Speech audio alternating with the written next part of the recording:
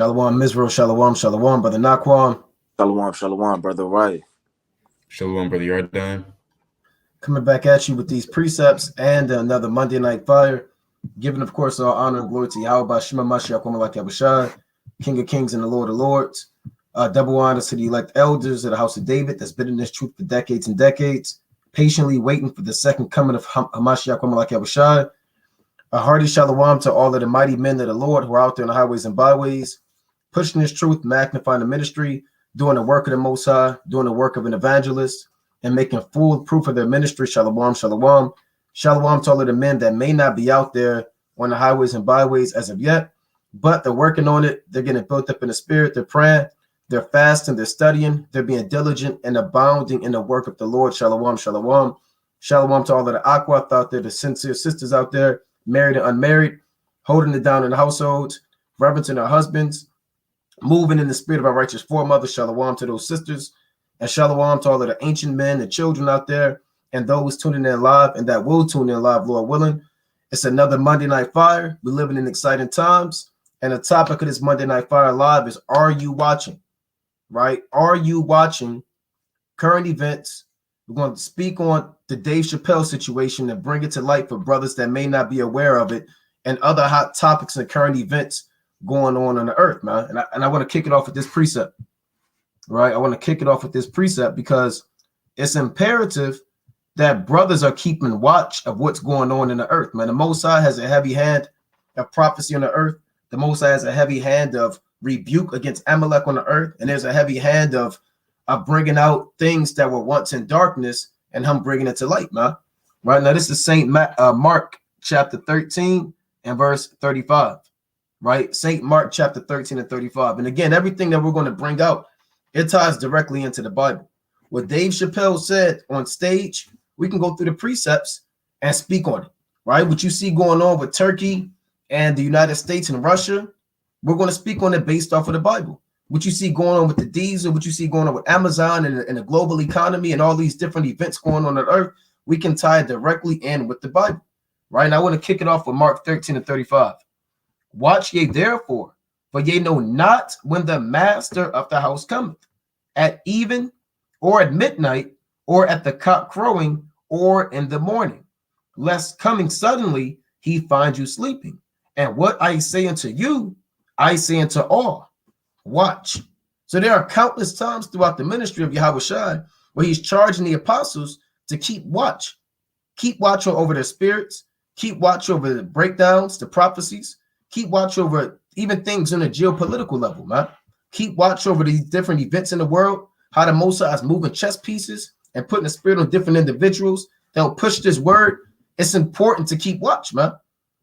So some of the things we bring out, it may be new, but if you're watching, you should know about these things already, man.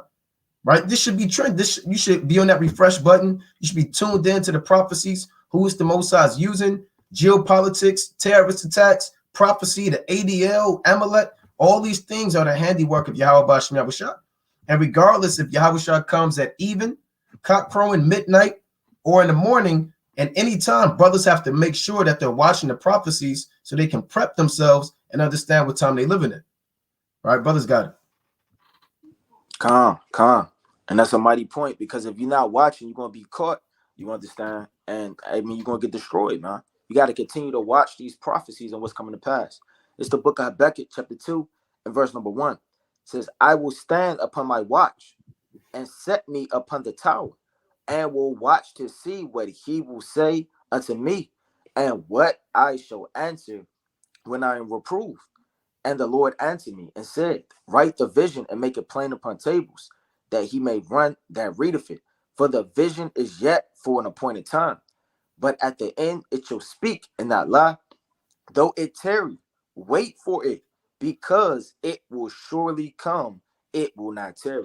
So the Most High is telling you all throughout the Bible that you have certain things that you have to watch for. Prophecies, world events, news, all of these things are uprises and uproars of the people. We got to be watching and linking these things up with the scriptures. I got one more. This is Romans chapter 16 and verse 25. It says, now to him that is of power to establish you according to my gospel and my preaching of Yahushua, according to the revelation of the mystery which was kept secret since the world began. So there were certain things that were kept secret since the world began, man. And these prophecies are coming to pass in the last days. A lot of men didn't know some of the prophecies, 20 years ago. You understand? 100 years ago. Now these things are being revelated and revealed in the last days through the servants, the prophets, by the events that's happening on the earth, man.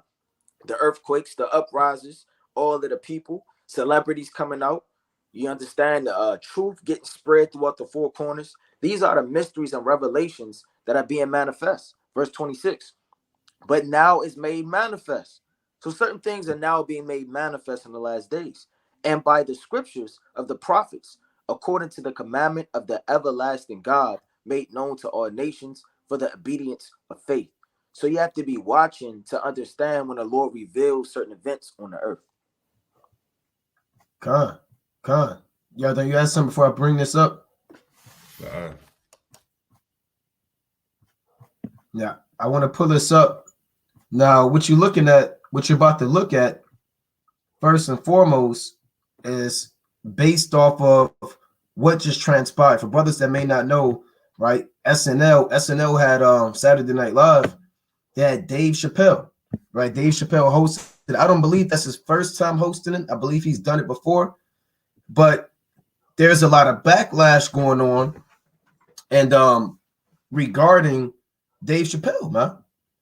And the talk is that here you see on the article, and this is not just on Hollywood Reporter, this is on various other articles and media outlets based off of Dave Chappelle's monologue, because that's how you open up the show, right? You open it up with a little bit of comedy, you do a little monologue, you may speak on current events, you may speak on your career. That's what these actors do, or these musicians or celebrities do when they host SNL or other talk shows.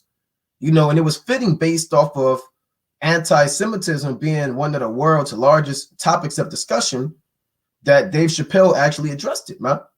So what you're looking at, it says SNL slammed for Dave Chappelle monologue popularizing anti-Semitism. And if you haven't seen this, check it out. Right, we're not going to play the entire thing, but we may play clips. Right, I think we have like 5 minutes of it, maybe 7 minutes of it that we're going to go through, stop and break it down through the spirit and power of Yahweh Hashem Yahushua. But if you haven't watched it, go check it out, man. Dave Chappelle, he's been known for being somewhat of an outcast amongst celebrities and amongst actors and amongst Hollywood due to his standpoint when it comes to not conforming or molding in the ways of the world, man. You're right. There's been interviews where he said that the so-called white man has tried to force him to wear a dress. And he said, to hell with that. I'm not wearing a dress. There's been times when they wanted Dave Chappelle to want to do lewd things against his integrity and against his so-called morals and beliefs. And he shut down multi-million-dollar deals. He shut down the hottest comedian special of all time, man. Brothers know about the Dave Chappelle show. He left, came back. They went to sign him again. So there's a lot going on with Dave Chappelle, and he actually spoke on what's going on pertaining to the entire Kanye West and Kyrie Irving situation. And we're going to play the video for brothers that didn't see it. We will play the video, right? Now, this just came out.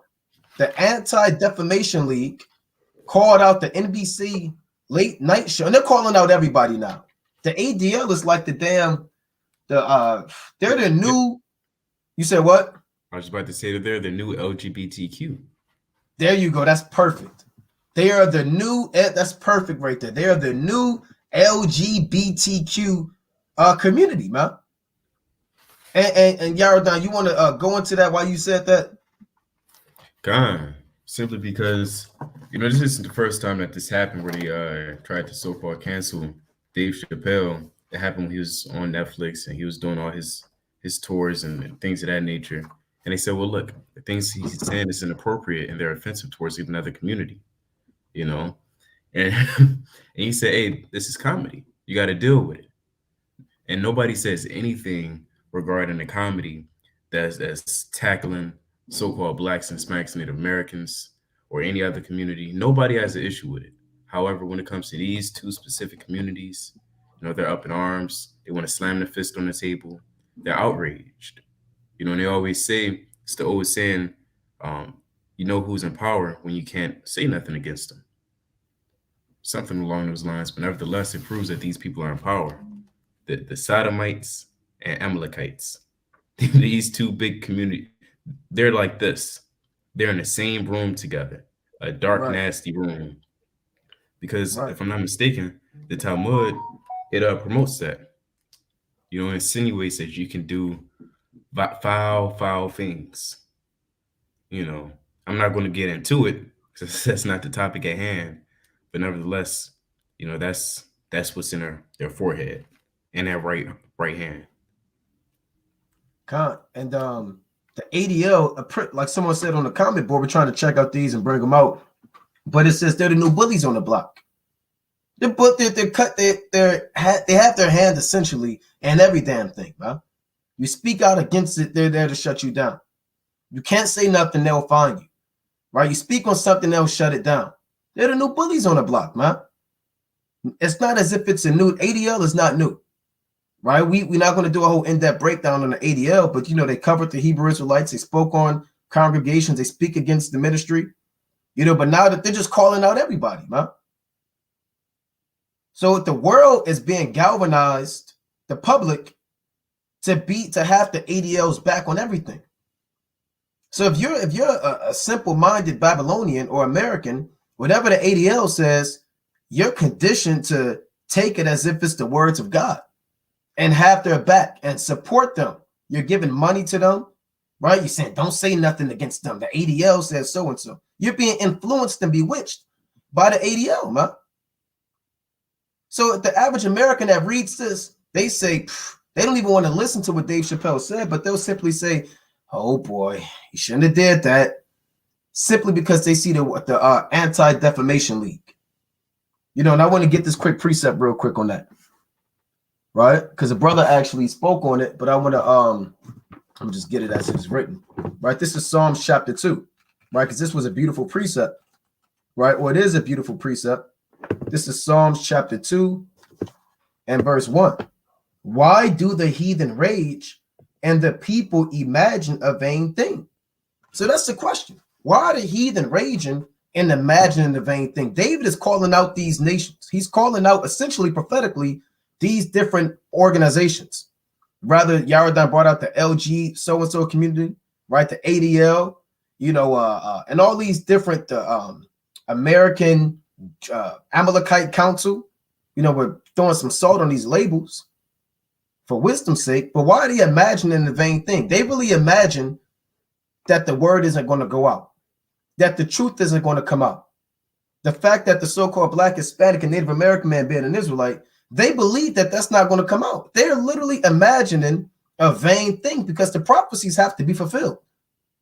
You understand? It says, the kings of the earth set themselves, and the rulers take counsel together against the Lord and against his anointed, saying, let us break their bands asunder and cast away their cords from us.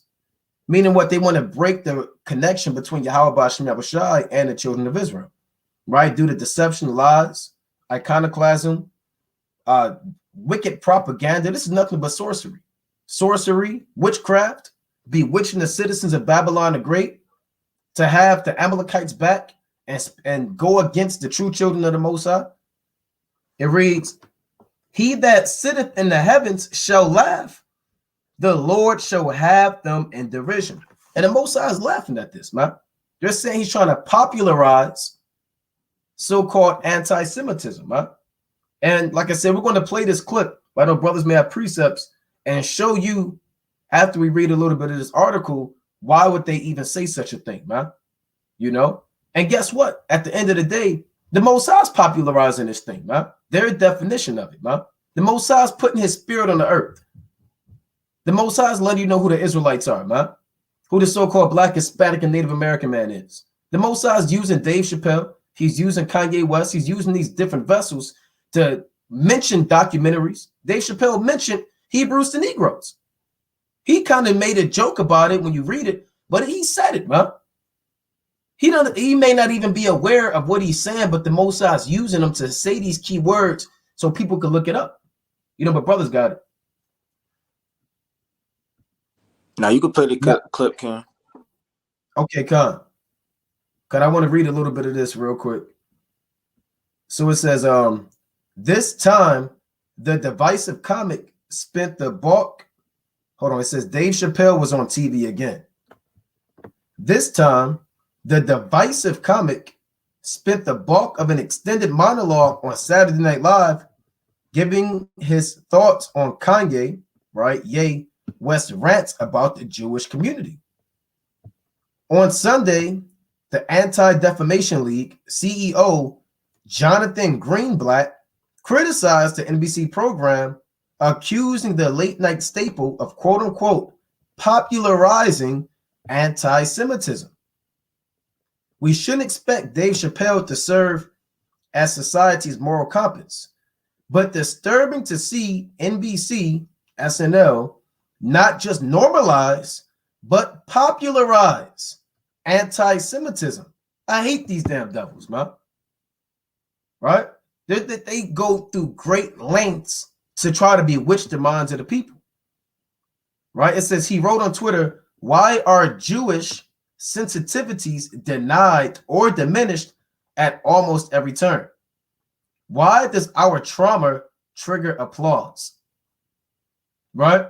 So now, hold on now. What about the so-called Black, Hispanic, and Native American man's traumas, man? What about the slave trade? Isn't this Lamentations 2:15? Didn't our trauma cause y'all to clap your hands? Right? Don't the nations in Revelation 11 rejoice at our trauma? Let me get this precept real quick. Right? This is the book of Job. I got two quick precepts. Right? This is Job chapter 7. This is a hypocritical statement.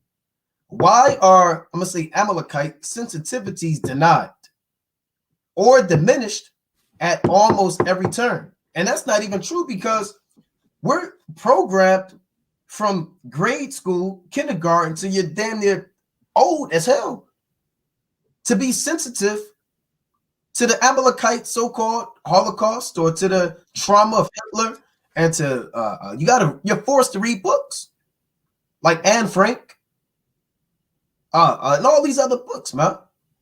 It's all over the media. You're constantly reminded. They have museums about what these Amalekites went through. So this is an outright lie, man. I got a point after you. Khan, go ahead, King. Make a point, Baba Kashan. I got two quick precepts. I was telling somebody that yesterday. They said, "Why do you the BHI?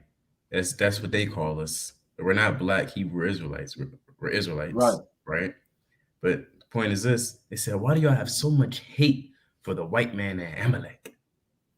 That's what they said, and this is my response. I tell them, pretend that you're a judge and America is on trial for being evil. How much evidence are you aware of to decide if there's hope for it or not? Right? Because a lot of people don't really weigh everything into the balance and understand all the atrocities America did. They just think slavery, oh, that was it.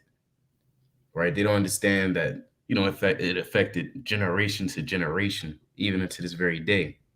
Right? All in all, 400 plus years. And I said, they teach us about the Holocaust. We watch movies, we read their books, go to their museums, hear witness accounts. We had to read the letters. We had to do research papers on it. Right. And to really condition us to condemn any hate towards Amalek people. They've been conditioning us, like the brother said, since we were young. We had to go to museums and feel bad. Right.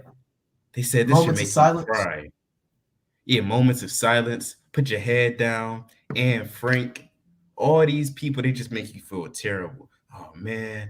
And now as you grow up, whoever says anything about Amalek, I hate them. But Israel has no type of energy like that for their own people. None. Here's an example. Real quick. This is Sarah Silverman. She's Amalek. If you want to show it on the screen? Yeah. Con. Okay, Con. You go ahead, King. Go ahead. If the ADL was so just and has a moral compass, then surely they should bring her up and have her make a public apology on Twitter and Facebook and make her pay some type of fine, $500,000, similar to Kyrie Irving. But again, they're not really for anybody.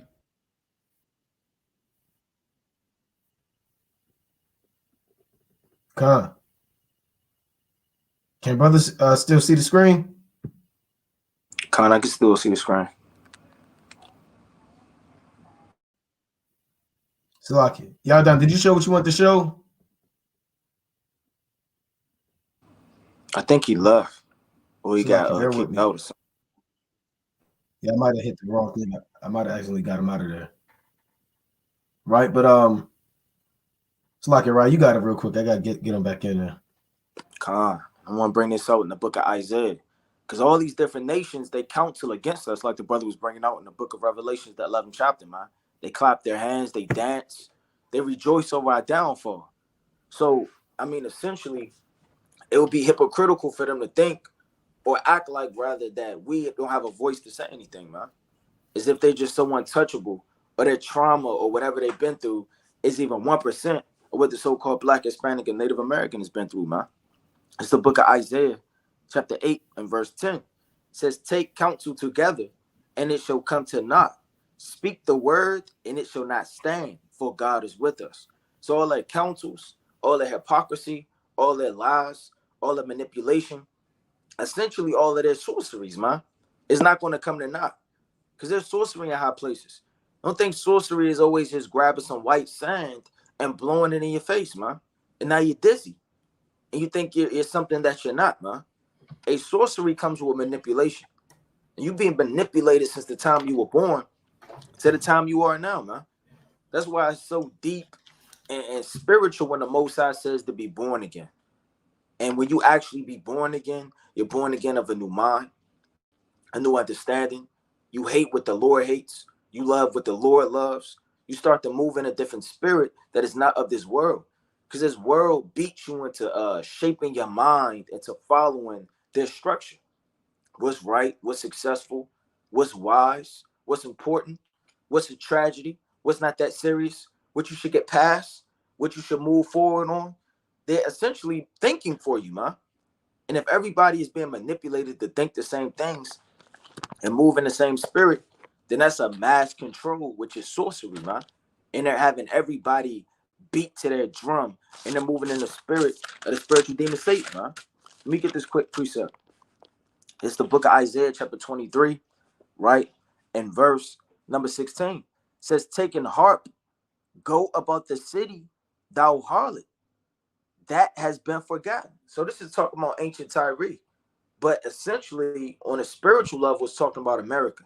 How America came back and singing like a harlot, singing with all the social media, singing with all of their celebrities, singing with all of their different things to berate and bewitch the minds of the simple, man. To think what they think and move in the spirit that they want them to move in. Make sweet melody. So, I mean, even the Most High tells you that the sorcery they use is a sweet melody. You have sweet stuff on the left-hand side. You may eat a lot of cheesecake or whatever the case may be. You may feel like it's sweet. Oh, my gosh, I love it. But it's beating down your body. You have a heartburn. You gain weight. All hell breaking loose. But to your liking and your taste, it's sweet to you. And that's how people are with America, man. I mean, they love football. They love the American dream, and they love suits and ties and success and going to college and having a degree and a diploma and all of these different things, man. It's sweet to their liking. And they like the noise thereof, the melodies. Sing many songs that thou mayest be remembered. And it shall come to pass at the end of 70 years that the Lord will visit Tyre, and she shall turn to her height, and she shall commit fornication with all the kingdoms of the earth. So when these nations, they come up with these lies and these, hypocrisies that they come up with, man, it's being traveled throughout all of the kingdoms of the earth. And I want to get this quick precept. This is the book of Sirach, chapter 9 and verse. I'm going to start at 3, right? It says, meet not with an harlot, lest thou fall into her snares. So if you're meeting with America's philosophies and understandings, you'll fall with her snares, man. And any whorish woman on a physical level, she'll array you physically with the batting of the eyes, with a sweet smell, with all of these different things to allure you, man. It says, use not much company of a woman that is a singer, lest thou be taken with her attempts. And a singer, we already know what that is. We just got the precept. So don't use much company with this world and what they teach and their philosophies, because you're going to essentially be bereaved. And next thing you know, you're going to be traveling with the same spirit they are, and you're going to be blind to the truth. Brothers got it. God, that's witchcraft, man. Right? Witchcraft and sorcery doesn't have to always be, like we say, a witch with a big black pot pouring in damn snails and damn frogs, man. And people's hair. Witchcraft is manipulation, sorcery, deception, right? Sleight of hand. All of these things go into sorcery, man. So this is a predictive programming, conditioning, subliminal messages. All these things go hand in hand. Now I want to get this precept in the book of Job, chapter 17 and verse 8. It reads, upright men shall be astonished at this, and the innocent shall stir up himself against the hypocrite. So the Most High, this is Job 17 being fulfilled. The Most High said that the innocent, who are the innocent? The Israelites, man. The so-called Black, Hispanic, and Native American man. We are the innocent. We are the ones being killed unjustly. We are the ones being persecuted unjustly. We are the ones whom the nations are afflicting. We are the ones who the nations are trodden down. We are the ones whom the Most High has set up as the chosen people. We are the innocent, man, pure and upright. It says in Genesis chapter 25, Jacob was a plain man. That word plain in the Hebrew is a tha'am, which means perfect or upright or innocent. So it says the innocent shall stir up himself. And that's what's happening now, man. The Most High is putting the spirit on these different men to speak up against Amalek, man, pretty much boldly with no fear, you know? And it's like a domino effect or a wildfire effect as the flame gets hotter and hotter, man. Right? So you have the innocent stirring himself up against the hypocrite. Who's the hypocrite? Do we have to do a 4-hour lesson on finding out who the hypocrite is? Do we have to do guess who and play the game of Clue to figure out who this hypocrite is? The hypocrite is the so-called white man.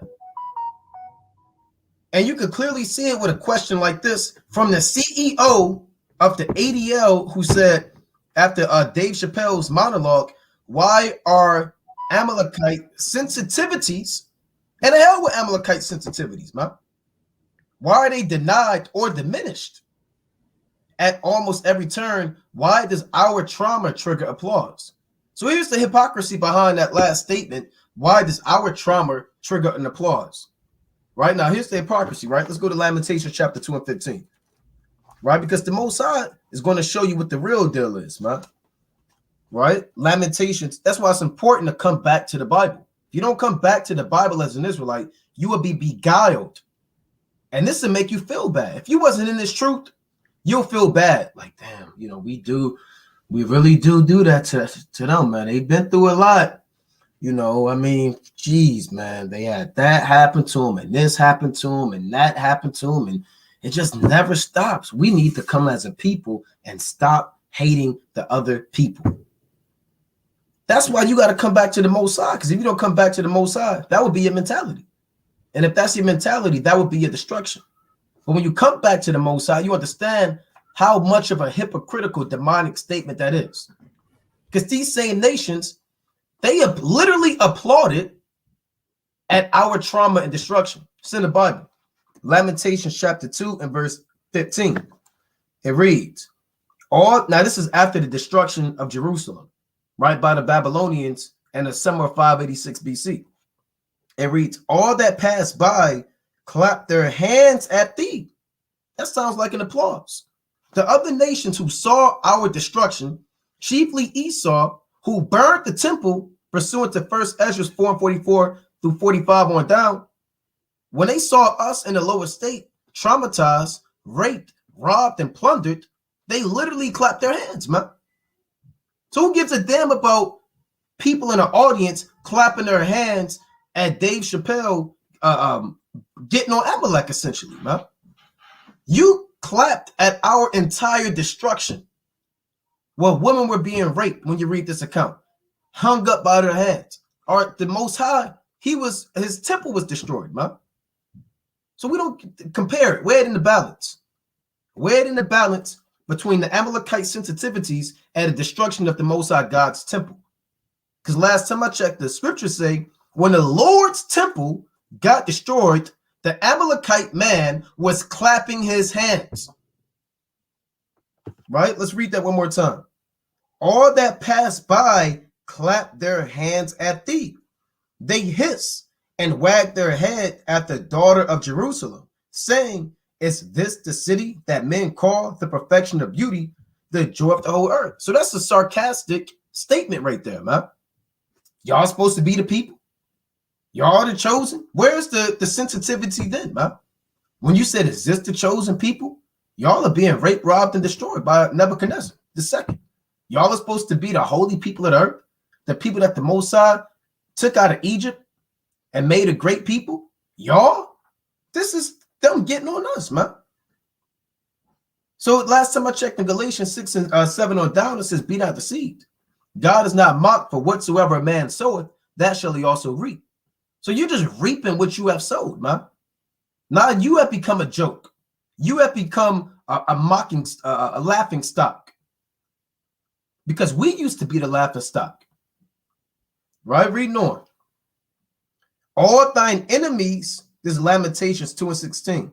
All thine enemies have opened their mouth against thee. They hiss and gnash their teeth. They say, we have swallowed her up. Certainly, this is the day that we looked for. We have found, we have seen it. Now, according to the Bible, they prayed and rejoiced at our downfall. They said, this is the day. And we're saying that now. And we're going to say it when this place is destroyed. This is the day that we looked for. We looked for Judah to be roused up, man. We looked for Israel to stand up, man. We're looking for people not to be bold of our people to speak up on what the real deal is, man. That we're the Lord's chosen people. That these devils run everything. This is the day that we look for, man. We have found and we have seen it. So the hell with Amalekite sensitivities, man. Because there was no sensitivities and our destruction, even to this day. Right? I got one more quick precept.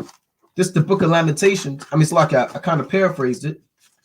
But Revelation chapter 11 and verse 9. I'm going to get straight to the point. Revelation 11 and 9. And they of the people and kindreds and tongues and nations shall see their body 3 days, see their dead bodies 3 days and a half, and shall not suffer their dead bodies to be put in graves. So all the people of the earth, what the Bible is saying is that when we're in our lowest state, dead, cut off from our heritage, they do not lend a helping hand. They do not provide any aid or any assistance to allow our dead, spiritually dead bodies to be at rest. They don't give us our nationality. They don't give us our heritage. They don't give us the right doctrine. They destroy us, supplant us, overthrow us. Right? Revelation chapter 11 and verse 10. It reads, and they that dwell upon the earth shall rejoice over them and make merry, and shall send gifts one to another, because these two prophets tormented them that dwelt on the earth. So the Most High said these nations had a blast, man. They turned up, if you can understand. They literally had parties and feast days. And I'm led to believe these nations may have, their elites may have secret wicked days. When we fell by the Babylonians, when we fell by the Romans, when we fell by the Assyrians, they may rejoice in those days, man. You know, secret feast days and ceremonies. They have feast days when they established the so-called Illuminati and other events, man. So the Most High said that the sensitivity for the other nations was nowhere to be found, and so much that they were sending gifts one to another when we fell, man. So who gives a damn? Who's this? Jonathan Greenblatt. Who gives a damn what Jonathan Greenblatt has to say, man, about the Amalekite sensitivities? Because the scriptures say otherwise. You know. Now we could, brother Hannah, we could play this clip. The Con, let brother me said, bring. "Oh, you got it, King." That's Jonathan Greenblatt, and I got a precept after you, Ryan. Okay, Con, no doubt. Like a lizard, like an ostrich egg. Right. And I mean, essentially, man, in the law, this is what the Most High said. This is the book of Deuteronomy, chapter 25, and verse 17. Remember what Amalek did unto thee. So what's the commandment? So for everybody that don't want to keep it, they sensitive, they say stop talking about it. I don't want to do it anymore. You're showing hate. You're showing things that are not of the Lord. You're not reading the words of the Lord, man. This is the law. This is what the Most High commanded you to do. You want to keep every other commandment, you have to keep all the commandments. Remember what Amalek did unto thee, by the way, when ye were come forth out of Egypt, how he met thee by the way, and smote the hindmost of thee, and all that were feeble behind thee. And, Salakia, when thou was faint and weary, and he feared not God. So Amalek doesn't fear the Most High, man. They don't care about Yahweh Shai. They don't care about the children of Israel. All they care about is money, manipulation, sorcery, and rulership of the earth, man. And casting people down to build themselves up. They own everything. Hollywood, shipments, money, right? They own the entire earth, man. The Lord said the earth is given into the hand of the wicked. When you read the book of Psalms, chapter 64, right? I'm going to start at verse 2. It says, hide me from the secret counsel of the wicked, from the insurrection of the workers of iniquity. So they have secret councils like the brother was talking about. When you go to Judith, the 2nd chapter, Nebuchadnezzar held secret councils, man. Right, how to take down these men. Let me bring that up real fast. So secret God. councils is all in the Bible, man. It's all in history. And you can't escape from these things. You have to go into them. This is the book of Judith, chapter 2 and verse 2. So he called unto him all his officers and all his nobles, and communicated with them his secret counsel, and concluded the affliction of the whole earth out of his own mouth. So when Nebuchadnezzar was taking down people, he held councils. He didn't just do this thing and he just screamed charge and everybody just start running. And if you're playing chess, you understand, you want to think 2 steps ahead, man. And like the Lord said, paraphrasing greatly, what man is going to go to war not counting the cost? Whether he could overtake somebody with 10,000 soldiers or 1,000,000 soldiers, man. You have to sit here and figure out and play chess. And that's what they do in these dark rooms and these councils, man. Right? It says, who wet their tongue like a sword and bend their bows to shoot their arrows, even bitter words, that they may shoot them, Salakia, in secret at the perfect. Suddenly do they shoot at them and fear not. They encourage themselves in an evil matter. They commune of laying snares privately. They say, who shall see them? You know, because they're getting away with it. So it seems. They're doing this and they're doing that and they're creating this and mass media, and nobody's stopping them yet, man, because the hand of the Most High hasn't rested on them completely yet, man, as to fulfill their evil and their lot before the Most High judges them as a complete nation. But I want to get this last quick precept. This is Obadiah chapter 1 and verse 10. It says, for thy violence against thy brother Jacob, shame shall cover thee, and thou shalt be cut off forever. In the day that thou stoodest on the other side, in the day that the strangers carried away captives his forces, and foreigners entered into his gates and cast lots upon Jerusalem, even thou was as one of them. So you're a partaker in our destruction of our temple as well, man. But thou shouldest not have looked on the day of thy brother, in the day that he became a stranger. That's like somebody getting hit by a car, and you just jump, you screaming, you turning up, you doing Right. dances, right? You jump roping and throwing confetti and playing music. Somebody's bleeding out on the side of the curb, man. That's completely wicked. That shows the true spirit that you have in you, man. And they say certain people, they wait on your downfall, right? Your friend, your so-called friend in the world, he secretly envy you, or somebody you go to school with, whatever the case may be. They secretly want you to fail that test, man. Hey, when this happened to us, their spirit of those horns just shot out of their heads, and they jumped for joy. Neither should thou have rejoiced over the children of Judah in the day of their destruction. Neither shouldest thou have spoken proudly in the day of distress, man. So they spoke proudly against us. So we have to speak against them, man. The Lord said, set thy face against Mount Seir and prophesied against it. That's a commandment. The Lord said, remember what Amalek did unto you. That's a commandment. The Lord is rebuking the so-called white man all throughout the scriptures. And if we hold our tongue, if we don't go into it, if we could tame and be quiet, then we wouldn't be the servant to the Most High God. Brothers got it. That was a beautiful and point. I got a quick. Oh, go ahead, Con. Don. Okay. Yeah, quick precepts, Salaki. This Judges chapter 16 and 23, right? What the brother went into made me think about this through the Spirit. It reads, then the lords, this Judges 16 and 23, then the lords of the Philistines gathered them together to offer a great sacrifice unto Dagon their God, and to rejoice. For they said, our God had delivered Samson, our enemy, into our hand, man. So they're rejoicing and mocking because Samson, who was wreaking havoc when the Philistines, was taken captive. You understand? Due to the vow that was broken of forbidden Nazarite, man. So when they took him captive, they made mockery, right? So let's read on. It reads, and that's why we call the Most High calls the so-called white man a hypocrite, man. It reads,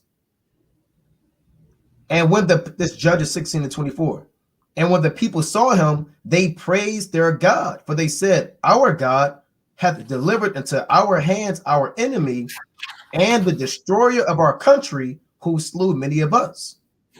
And it came to pass, when their hearts were merry, that they said, call to Samson, that he may make us sport.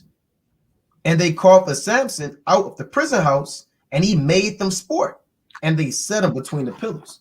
What does that mean, he made them sport? That means he was set up as a laughing stock, as a mocking stock. Samson was one of the top judges to ever walk the earth, man. And when we were in our lower state, they literally had an entire festival that with food and drink dedicated to the downfall of one Israelite man.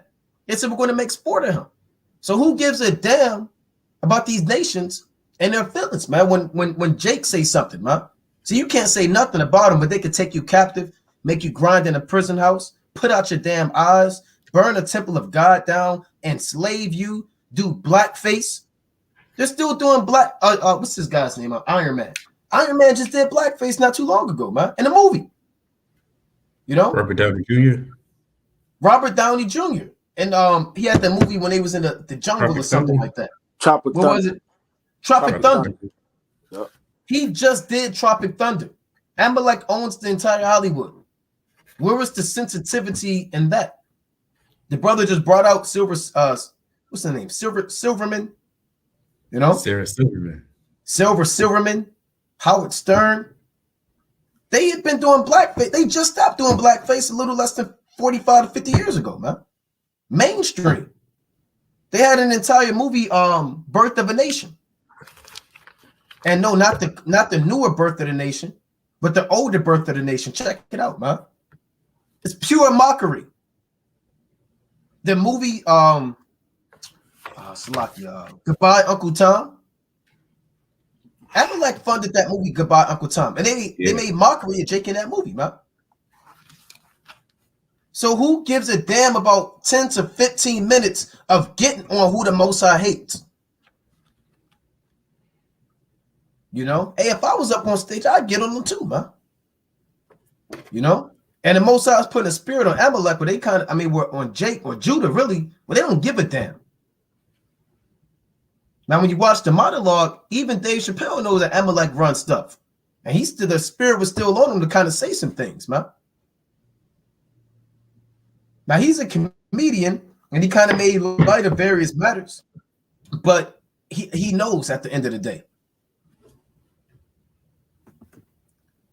Now, here's the, I believe this is a portion of the monologue.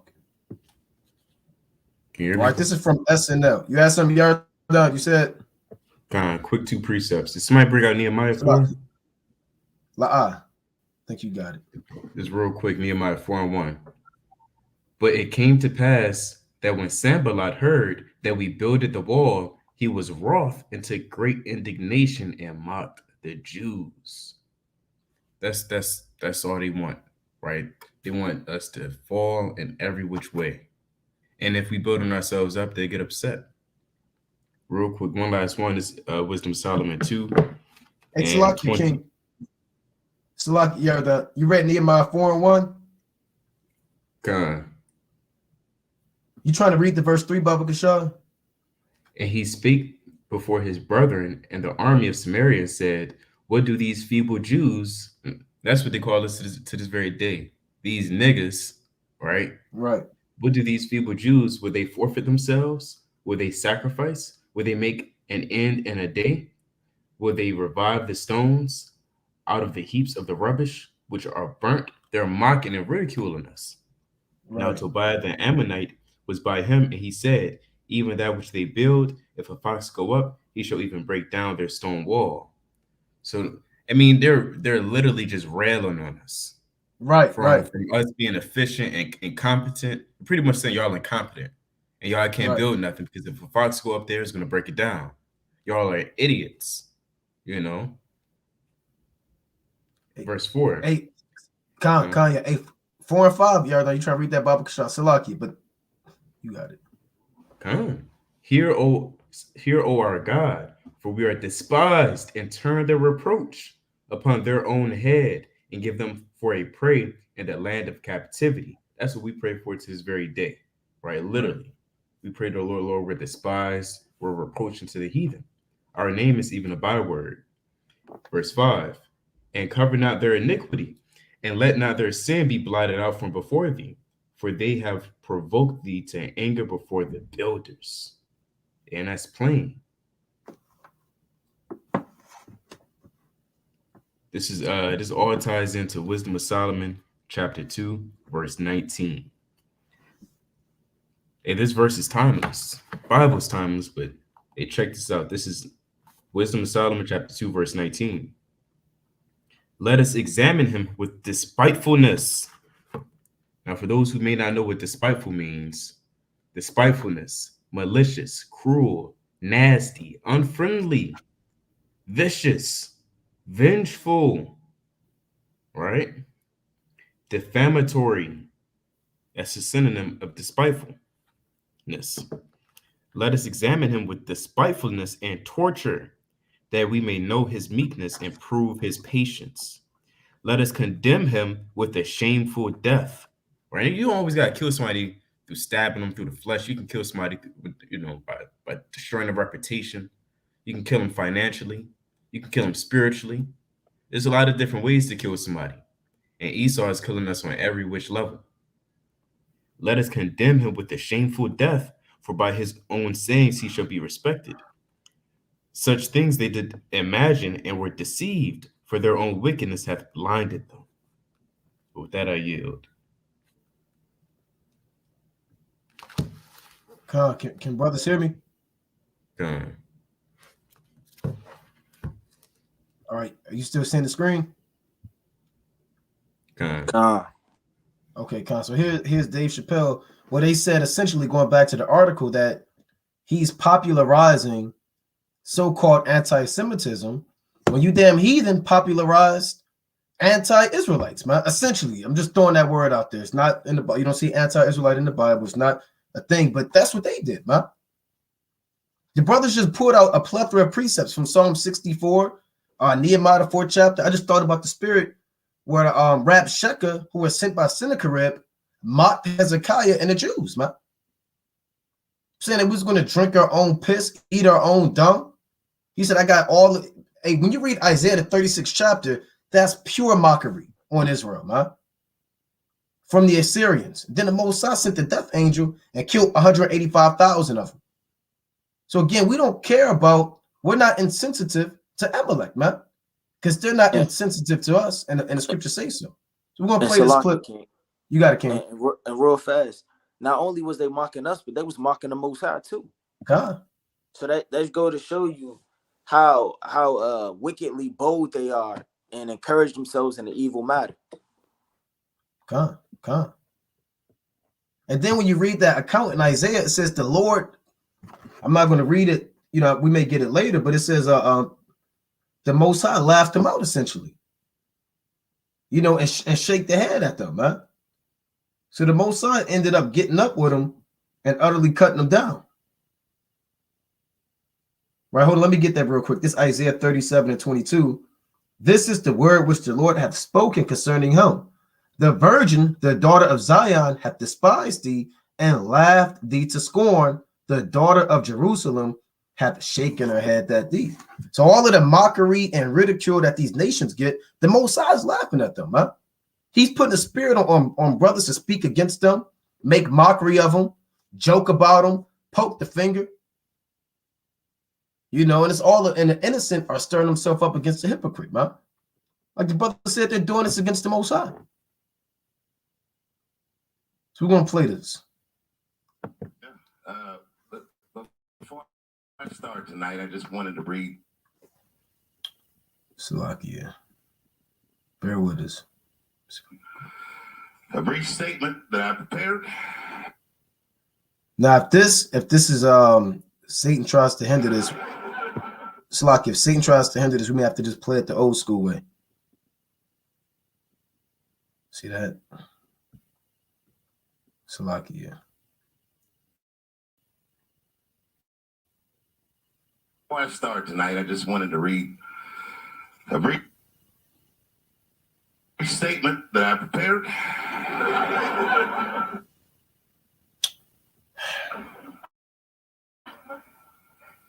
I denounce anti-Semitism and all. All right, I'm gonna just play it the old school way, Salakia, just for sake of time. Brothers got it real quick. I'm gonna pull it up the old school way.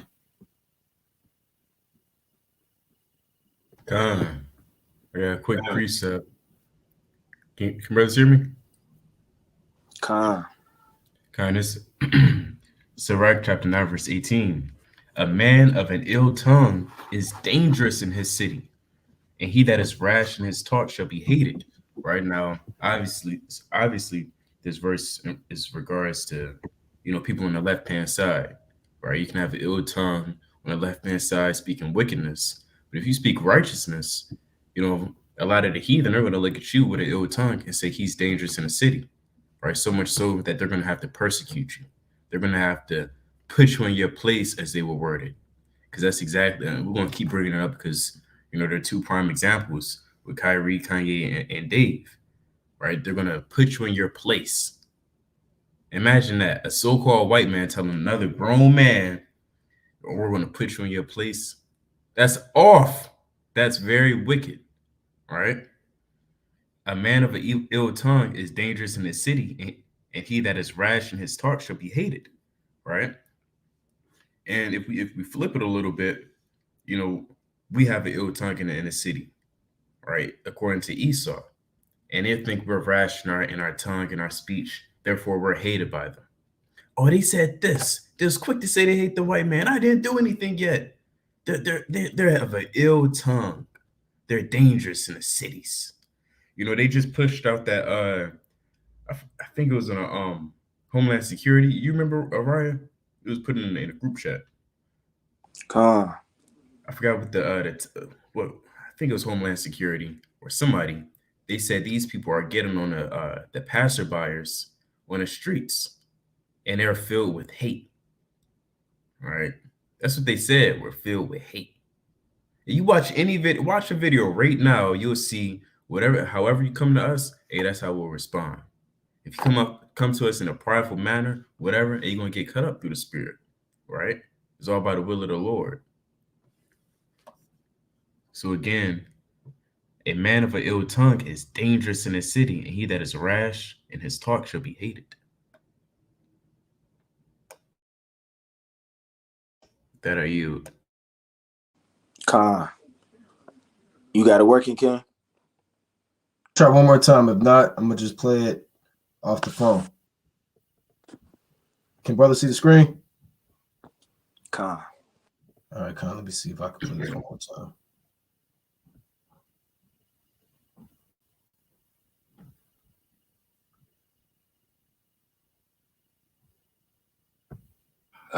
But before I start tonight, I just wanted to read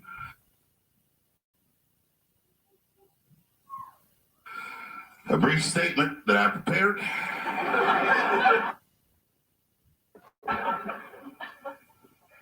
I denounce anti-Semitism.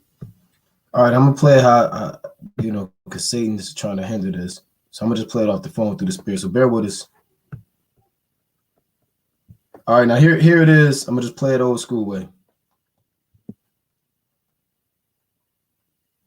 And again, we're gonna pick the meat and see what he was going into, right, through the spirit and power of Yahweh Shem Yahushua, right, and break it down. Thank you very much for being here. But before I start tonight, I just wanted to read a brief statement that I prepared. I denounce anti-Semitism in all its forms,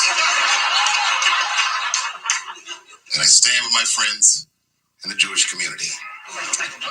And that, Kanye, is how you buy yourself some time.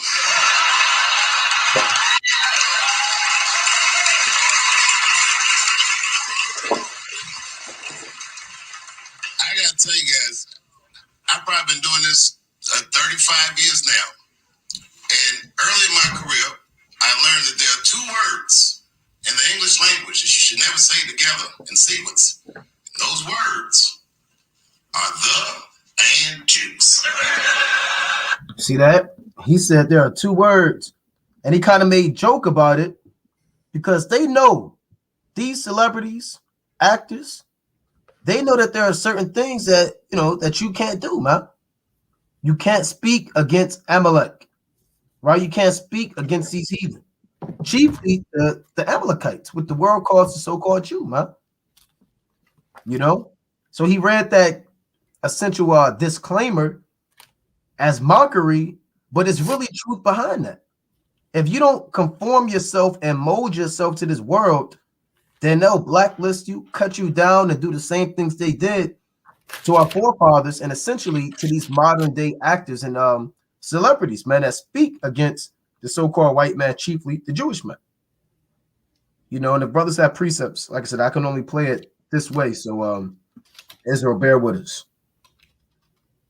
Never heard someone do good after they said that.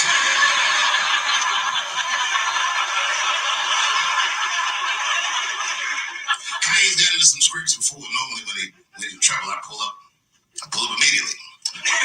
But this time I was like, you know what? Let me see what's gonna happen first. Let's see what's going on. Can you remember how it started? Vaguely, I remember it started with a tweet, strange tweet. It was like, I'm feeling a little sleepy.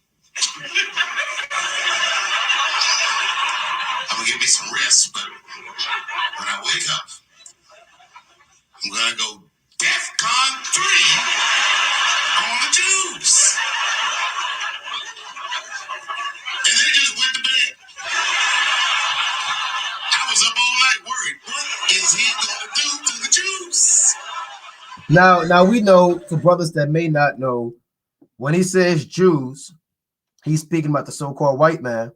But Dave Chapelle himself, he's a Jew. Now whether he accepts it or believe it or not, he himself would be a Jew. Now again, when you're out there and you're on stage and you're playing that role, you use a little bit of humor, but there's a lot of truth behind the humor. And if you have ears to hear, you understand essentially what he's saying. To the average Babylonian, he's just a comedian. He's just up there as a standard monologue. But we know that Amalek run this world, man. That their elite families govern in society. Now, we don't even know how real that laughter is in the background. They actually hold signs up to say, okay, now it's time to laugh. Now it's time to applaud. Right? We really don't know what's going on, man. Now it's time to do this. People have been drinking. They kind of got damn liquor in them, wine in them, and they may not really grasp what's going on, but he's actually saying it. He said he's trying to figure out what is, that's right, like somebody said on the comment board, he said the space Jews. He said that not too long ago. But he was legitimately saying, well, look, what the hell is Kanye West going to say, man? Because he knows. He knows. A lot of these guys know, man. A lot of these guys ain't really speaking on it, but they know the deal. He said, been doing it for 35 years. You can't get on Amalek. So let's continue. I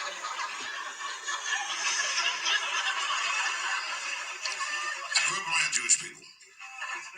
I have a lot of Jewish friends, so I'm not freaked out by your culture. I know a little bit about it just from hanging around. Like, yo, let's go out to school tomorrow. Like, we can't go out. It's Shana tomorrow. I'm like, what is Shana? I had so many questions. Why do some of you people dress like Run DMC? Now this is where they essentially are saying he's popularizing anti-Semitism, getting on how they dress, essentially he's just getting on Amalek, making mockery of the days that they stole from him. Like I said, rather he knows it. I'll say this. I got a lot to say. I'm trying to be brief, but knowing that you're an Israelite, I'll say this. It's not too much of a laughing matter. You can't laugh too much make jokes and comedy out of it, because this is the real deal. This is real life, man. This is your real heritage on the line. But you have men that are comedians and men that have to kind of say things a particular way to deliver a message, but nevertheless, that's his heritage. He is a Jew, whether he believes it or not. As far as I know, he would be an Israelite. And maybe when he asked him, what do you have to do tomorrow? I believe he was going into the Sabbath. He said, Shana na, but he knows that they probably said the Shabbat. It's the Sabbath. Yeah, he knew. It's the Sabbath day. And Dave Chapelle, he's supposed to be keeping the Sabbath, because he's an Israelite. And now he said they run and dress like Run DMC. If you don't know who Run DMC is, look it up. They wear the hats. So I'm gonna play this. And he's speaking about them big nasty hats that Amalek wear year round. Then underneath that big nasty hat is a small hat that can never fall off their head. They never take it off. That nasty small hat under that big hat with that big coat. Look at that. Where's the salt in that? I thought Yahweh Bashar said, ye are the salt of the earth. Jake is not wearing that, man. That nasty coat you wear 24/7 year round. From the summertime. With your damn suitcase. I said with your damn suitcase. Right. Look at that. Damn. How are you supposed to be the servant to the Lord? You said what, King? Like a damn frozen cake on their head. Right. And he's supposed to be the chosen people with the salt.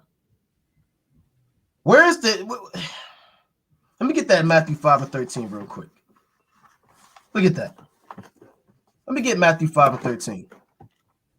Right? St. Matthew chapter 5:13.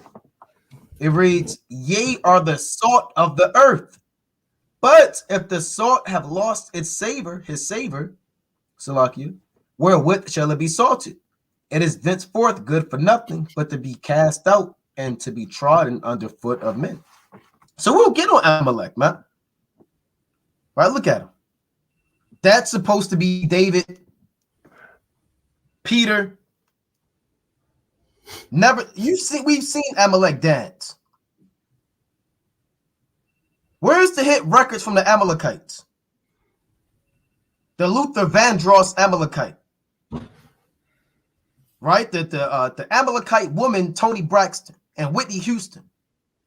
Where's the Amalekite Michael Jackson and Prince? And Jordan and Kobe? What is the Amalekite man even invented? What's one of the Amalekite man's inventions? Look at this. Look at this. All out of rhythm. Look at this. Just hold their hands. with them thick coats on.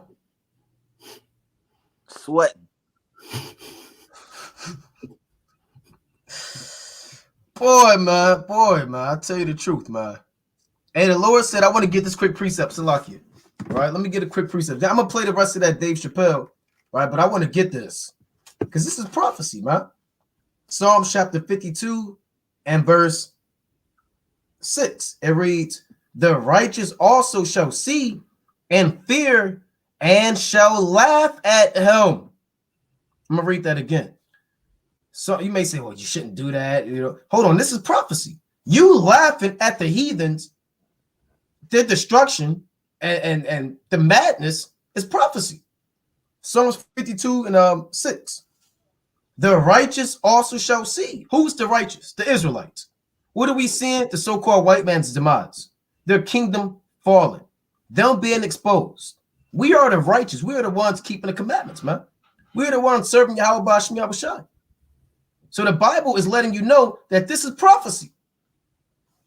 The righteous also shall see and fear and shall laugh at him. Lo, this is the man that made not the Most High his strength, but trusted in the abundance of his riches and strengthened himself in his wickedness. Who? That's speaking about Esau, man. Underneath that big hat is a small hat. You know, and underneath that coat is another coat. So we're gonna go back to this. Con, let me bring this precept out real fast. Yeah. All right. It's the book of Psalms, right? Chapter 70 and verse number 1. It says, make haste, O Yahweh, to deliver me. Make haste to help me, O Lord. Let them be ashamed and confounded that seek after my soul. Let them be turned backward and put to confusion that desire my hurt. Let them be turned back for a reward of their shame that say, aha, aha. So the Lord said the heathens, they laugh at us, man. That's in the Bible. They're laughing, they're pointing, right? They're sitting up here finding out this and that, and they're making a laughing stock about us, man. Us getting locked up, us getting shot in the streets, us getting put to death. And all they're doing is making a mockery. It says, let them be turned back for a reward of their shame. So they have to be shamed in front of everybody the same way we was, man. You literally had what? Hit the nigger, baby. You would stick your head through something and they would throw rocks. Right now they have them at the, what do they call them? So-called carnivals. They have them alone. You know, try to paint it up all nice, put the little music, and then you stick your head through and then make it all friendly and fun, man. Spend a nice time. But in actuality, it's a lot of deep, dark things people do, but they don't know the history behind them. Certain shoes they wear, clothing, picnics, names, and different things that have a very, very dark meaning to them. It says, they're ashamed that say, aha, aha. Let all those that seek thee joy rejoice and be glad in thee, and let such as love thy salvation say continually, let God be magnified. So the Most High is telling you that these nations, they laugh at us at our destruction, man. So we have to laugh at their destruction. That's only a just balance. Brothers got it. Quick thing. I don't know if brother's seen it, but it was Jake, he roasted Amalek. And they persecuted him. I just found this out. They got on him. Here we go. I'd be crying if I look like that too, bro. That's fucked up what they be doing to y'all. I ain't even gonna hold you, bro. I be saying that's fucked up. Like, bro, you probably had the full wash and set. Your shit be fire probably if they ain't cut your shit. Fuck it though, bro. It's your life. Roasting. Hey, he roasted him and they got on him. They said this. Oh, I gotta find it. Here we go. If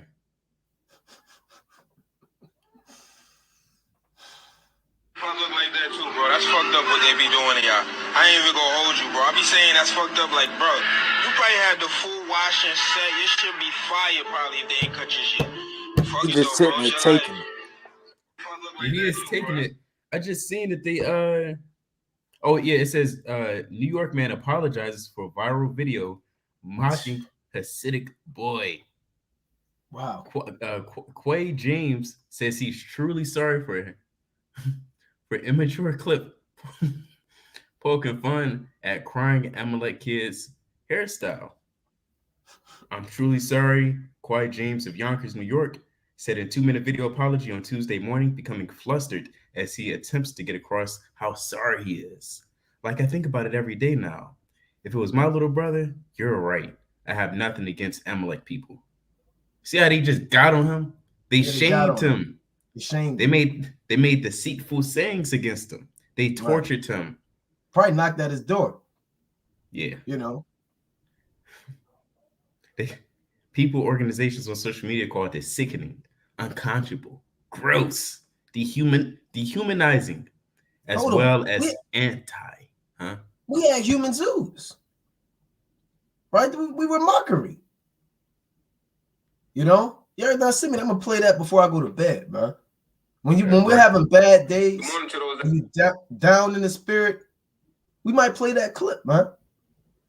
You know? I be crying if I look like that too, bro. That's fucked up what they be doing to y'all. I ain't even gonna hold you, bro. I be saying that's fucked up. Like, bro, you probably had the full wash and set. Your shit be fire probably if they ain't cut your shit. Fuck it though, bro. It's your life. Huh. Now I got this clip. We're gonna go back to that. But here's this clip how they say David danced before the Lord. Right? Now we know David danced for the Most High. Right? We read the account. It says, my heart despised him in the heart. Now here's how Amalek says that David danced for the Lord. Now check this out.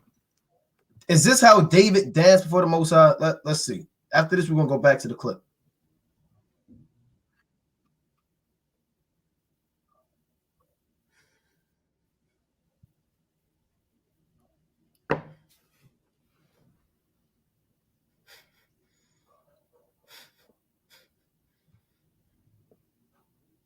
That's Thriller. He's doing Thriller, right? He's doing Thriller, the move, man. That's what that is. That's not how David danced before the Lord, man. But here's these other nations, or Amalek, trying to be the children of the Most High, man. I got appreciate that. I'm gonna go back. Oh, go ahead, King. Con, let me bring this up real fast. And that's just madness, man. It's the book of 2nd Ezra, chapter 2, and verse number 28. The heathen shall envy thee, but they shall be able to do nothing against thee, saith the Lord. So they envying. Look at that, man. They want to dance like us, move like us, talk like us, man. Right? And look at that. You got dress on. I didn't see that move. Dancing like a ballerina, man.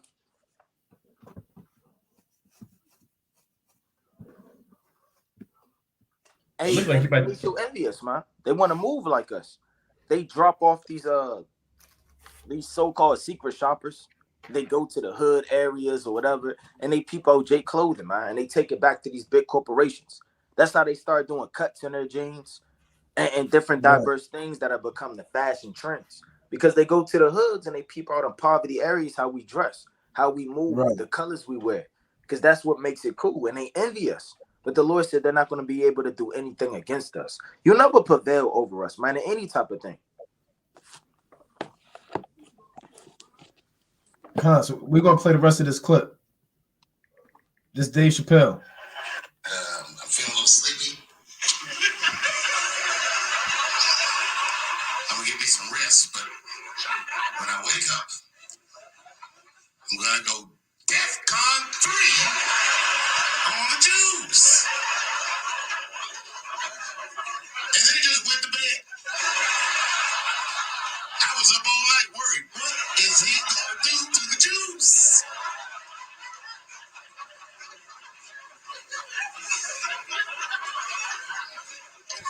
I grew up around Jewish people. I have a lot of Jewish friends. So I'm not freaked out by your culture. I know a little bit about it just from hanging around. Like, yo, let's go out at school tomorrow. Like, we can't go out. It's Shana tomorrow. I'm like, what? What is Shana? I had so many questions. Why do some of you people dress like Run DMC?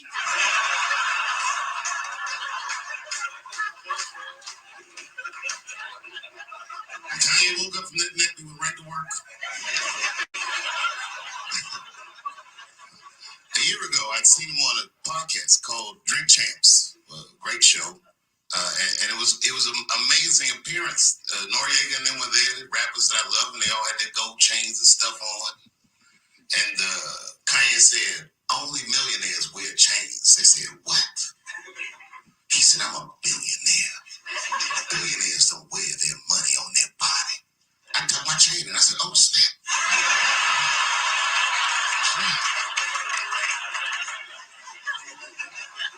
It was a good appearance. It was fun and funny. But when he woke up, he went on Drink Champs again. This time, he was on one. He was mad about something. He said, I can say anti-Semitic things, and the Beatles can't drop me. Now what? They just dropped that nigga immediately.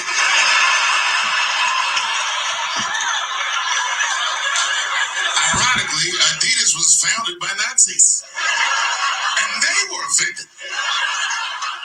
I guess the students passed the teacher.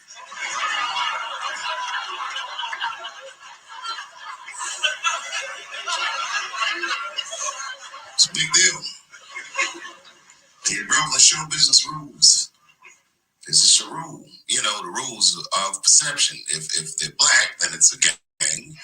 If they're Italian, it's a mob. But if they're Jewish, it's a coincidence, and you should never speak about it. See that? So he kind of said that, man. He said if it's black, it's a gang. If it's Italian, it's a mob. If it's the Amalekites, it's a coincidence, and you just shouldn't speak about it. So he's essentially coming out and pretty much saying what we've been saying in a comedian type of fashion, man. That you can't get on Amalek, otherwise they'll blackball you, blacklist you. They deceive, manipulate, beguile. Listen to what he said.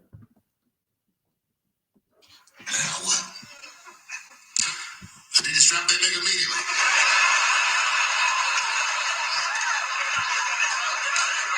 Ironically, Adidas was founded by Nazis, and they were offended. I guess the students passed the teacher. So here go the point. See, he kind of looked to the side.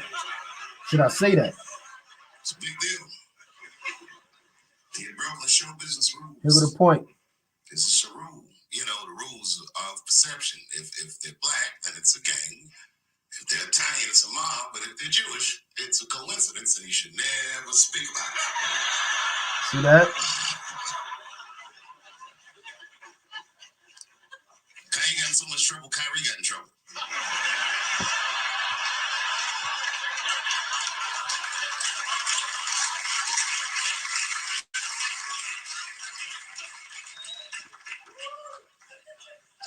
Kyrie Irving posted a link to a movie that he had seen on Amazon. No caption on the post or nothing like that. But apparently this movie had some, I don't know, anti-Semitic tropes or something. It was some weird title, like From Hebrew to Negro or something. See that? Now, I'll say this on that. Him saying that, even saying Hebrew to Negro, he know what it is. He's saying that. Yeah. They kind of like planned it off, but he know what it was. Now, people are going to look that up, man.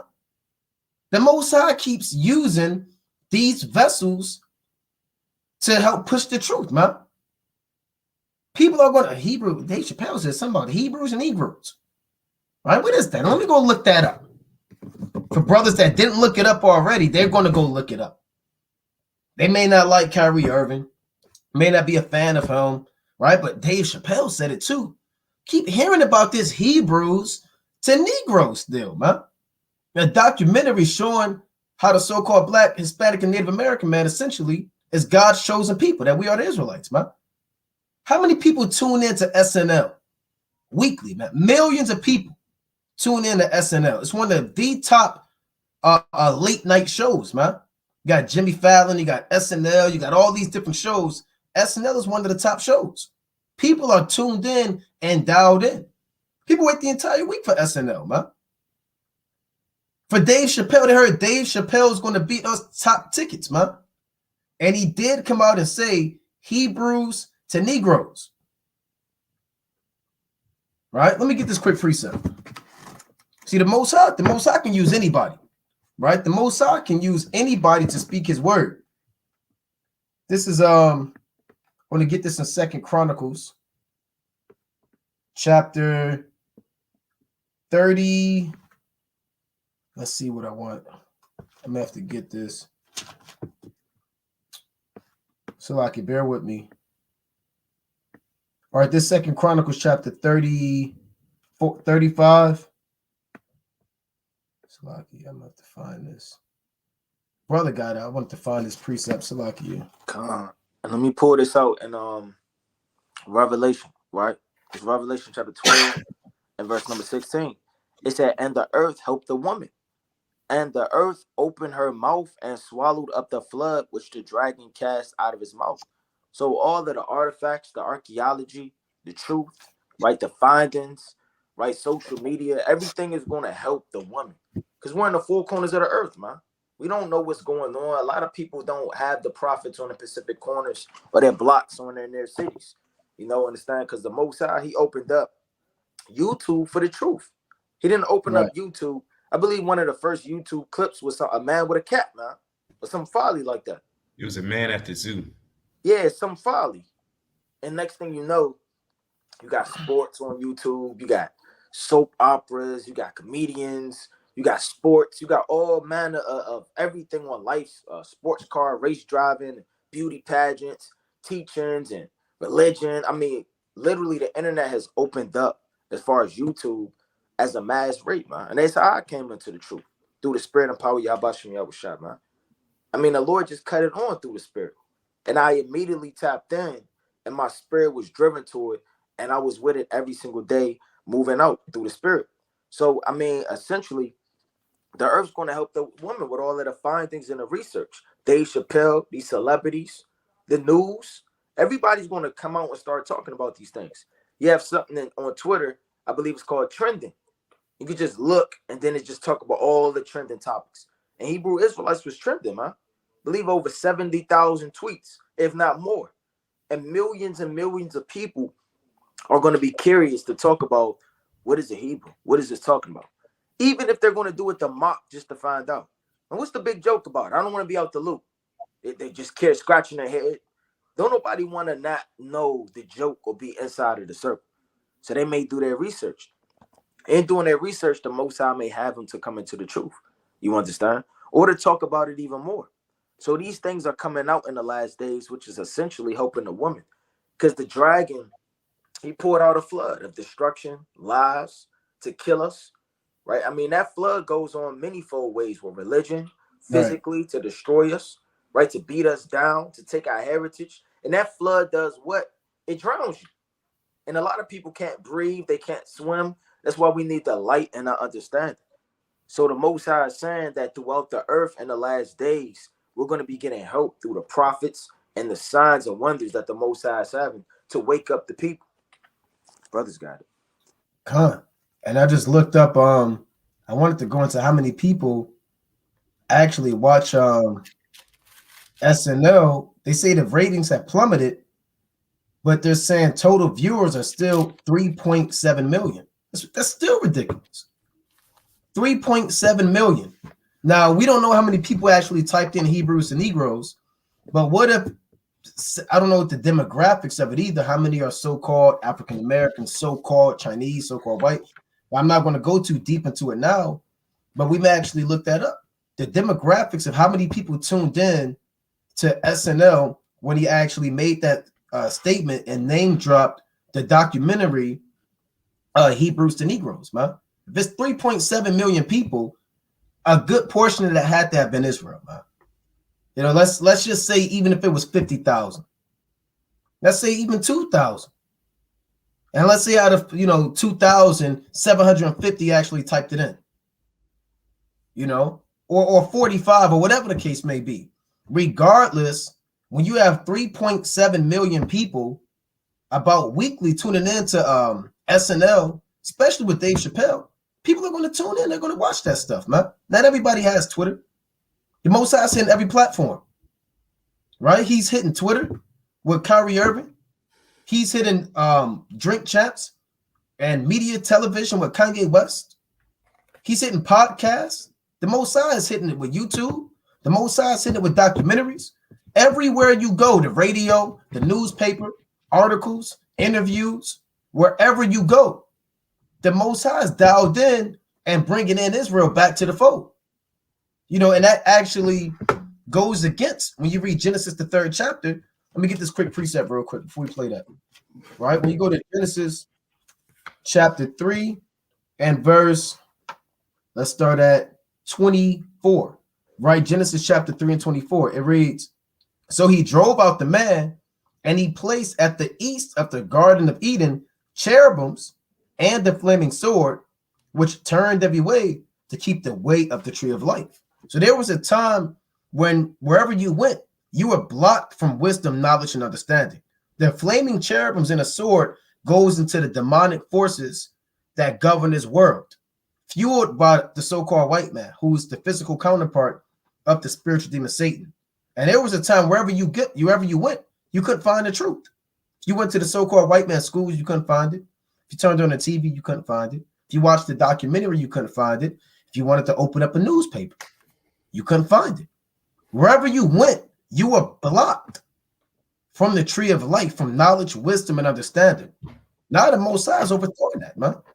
Now it seems to be wherever you go, you can't help but just run into the Hebrew Israelites, man. I was driving, doing things earlier. I saw one on the campus, man, with the fringes on in the border of blue. You see them at the grocery store. You see Hebrew Israelites at the bank, right? You may see them at your so-called workplace. You're hearing it in the radio. It's on drink chaps, documentaries, YouTube, SNL. It's all over the earth, right? And that's what that's going into. Now, when you read 2 Chronicles 34, the Most High can use anybody. It's like in 2 Chronicles 35, right? The Most High can have a voice piece be used for anybody. He used an ass, a donkey, if you can understand, in the book of Numbers, the 22nd chapter, to speak words of correction and understanding. So the Most High we may not be on SNL, Naquan, Mariah, Yaradan, men from other congregations, leaders, they may not have that platform. But the Most High will use anything and anybody. He said he will raise up stones. In Matthew, the 3rd chapter. You know? This is, the Lord said, if these hold their peace, even of stones would cry out. When Yahushua went into Jerusalem. Meaning what? No matter what, the Most High is going to get this word out. And it shall not return unto him void. The 2 Chronicles chapter 35 and verse 20. It reads, now it's like after all this, when Josiah had prepared the temple, Necho, king of Egypt, came up to fight against Carchemish by Euphrates, and Josiah went out against him. So Josiah went out against this king, right, of Egypt. It reads, but he sent ambassadors to him, saying, what have I to do with thee, thou king of Judah? I come not against thee this day, but against the house wherewith I have war. So the king of Egypt sent the messenger to Josiah and said, why are you coming to fight against me? This battle has nothing to do with you. Now listen to what this heathen said. This is how Josiah died, right? He died due to a lack of discernment. And we understand we have to have discernment now because the Most High can use any vessel. Now listen to this. It reads 2 Chronicles chapter 35 and 21. But he sent ambassadors to him, saying, what have I to do with thee, thou king of Judah? I come not against thee this day, but against the house wherewith I have war. For God commanded me. He said, for God commanded me to make haste, forbear thee from meddling with God, who is with me, that he destroy thee not. So the Most High was using his heathen to wreak havoc and destruction. He told Josiah, he said, hold on now. The Most High told me to destroy these people, man. Don't meddle with God. This has nothing to do with you. Whether you believe it or not, the Most High is using these different heathen to destroy one another. Right? He used Cyrus the Great. He used Alexander. He used these different heathen while you're doing whatever you're doing to make war against each other. So he started to interfere with a matter that he had no business intermeddling with. Now listen to this. Second Chronicles 35 and verse. I'm gonna go straight to the point. 22. I'm gonna read the next point. Next verse. Nevertheless, Josiah would not turn his face from him, but disguised himself, that he might fight with him, and hearkened not unto the words of Necho from the mouth of God, and came to fight in the valley of Megiddo. So that was from the mouth of God. He didn't hearken. He didn't think that the Most High actually uses heathen for his own purposes, right? To destroy other heathen, right? Or to besiege other cities. Josiah couldn't perceive that. And we learn now, hold on, the Most High does do that. The Most High will use men without a beard in their face or fringes on, who have never kept the Passover, who have never kept the new moon, right? Who don't keep the Sabbath. The Most High will use them to actually push his word and to fulfill his will. Right in Proverbs 21 and 1 on down, it says, the king's heart is in the hand of the Lord. As the rivers of water, he turneth it whithersoever he will. The Most High is running the show at the end of the day. And he'll use a vessel with no beard, with no mitre, no staff, no shofar, no Bible and Apocrypha to reach hundreds and thousands of individuals. So him simply name dropping the movie or the link documentary, Hebrews to Negroes, we don't even know how many people looked that up. It's over 3.7 million people tuning in to SNL. How many people typed it in? What if 3 million people typed it in and actually found this thing out, man? You know, but brothers got it. Quick precept. This is Matthew chapter 12, verse 30. It reads, he that is not with me is against me. That's not what I wanted. I got another backup one. It's Matthew 24 and 14. And this gospel of the kingdom shall be preached in all the world for a witness unto all nations, and then shall the end come. Right? So, being realistic, I mean, the Most High, again, he can make it go down any way you want. But you have certain brothers that they're just not established in certain states. Therefore, the word may not be accessible to them. They may not know of it, such as random states like Alaska or Hawaii, So by using these vessels, now these people who may have never had a chance to hear the word through camps, well, now it's a chance by watching and tuning in to these, Drink Champs or SNL, wherever the word is coming out, and they have access through their phone, through the internet, to find out who they are now. And it was one more in Matthew in the Gospels I want to pull, if brothers know it off the top of their head. Oh, Luke 9 and 50. I have to look it up. Luke 9 and 50. That's what I wanted. It reads this. A house I said unto him, forbid him not, for he that is not against us is for us. All right, we're not going to do a cold cut in the video on how wicked Dave Chapelle was and how he did this. That's not really profitable. I mean, the Most High is using him as a vessel to spread the word. That's not to say, we get to be buddy with him and we exalt him. I mean, it's just simple as that. If he said, something that can awaken the people, all right, fine, whatever, cool, all praises. Likewise with anybody else. If they're not against us, then they're with us. And that's not to say, well, I seen certain white people, they said blacks are the real Jews. Okay, that's fine and all. That doesn't mean, you have to be buddy with them. Just understand that the Most High is using them for a certain purpose. That benefits not only us, but the name of the Lord, because we want his name to be magnified on a higher level. But with that, I yield. God. So I'm going to play a little bit more of this. Right, it's about 1 minute left. I ain't got so much trouble, Kyrie got in trouble.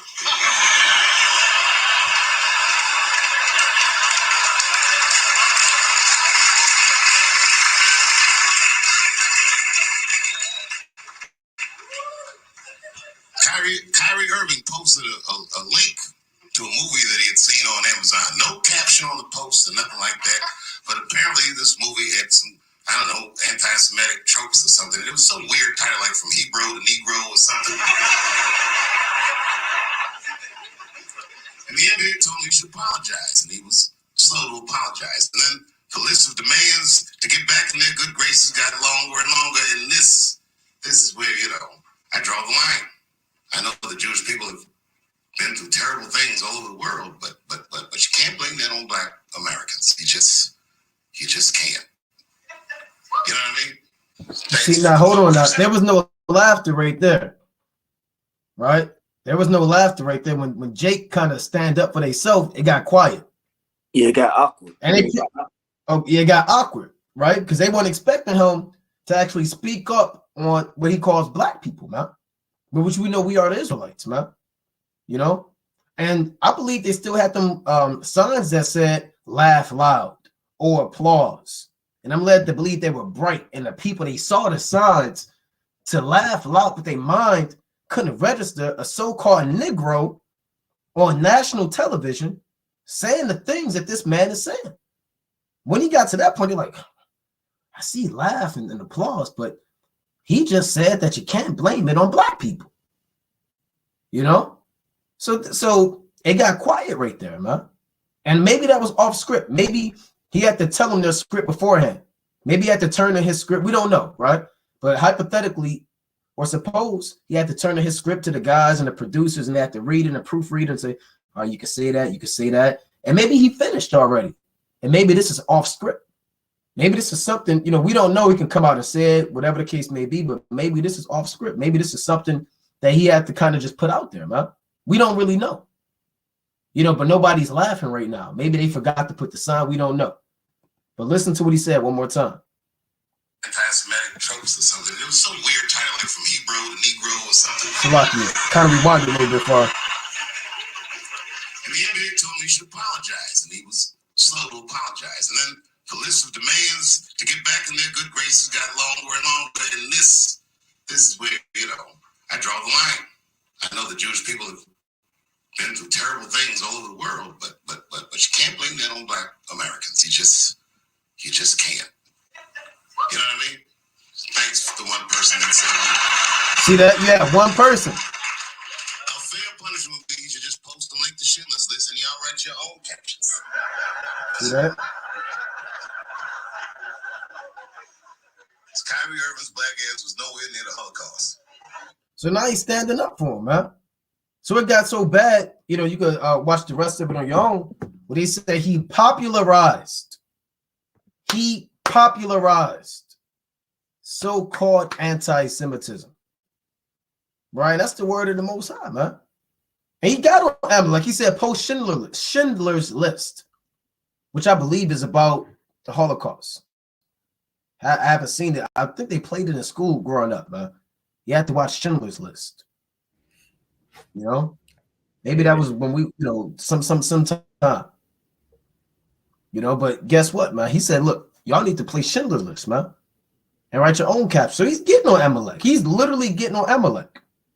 The Most High's using vessels to push his word, right? And the most important thing is he dropped the link to the documentary that the mighty brother put together, right? Romans chapter 10 and verse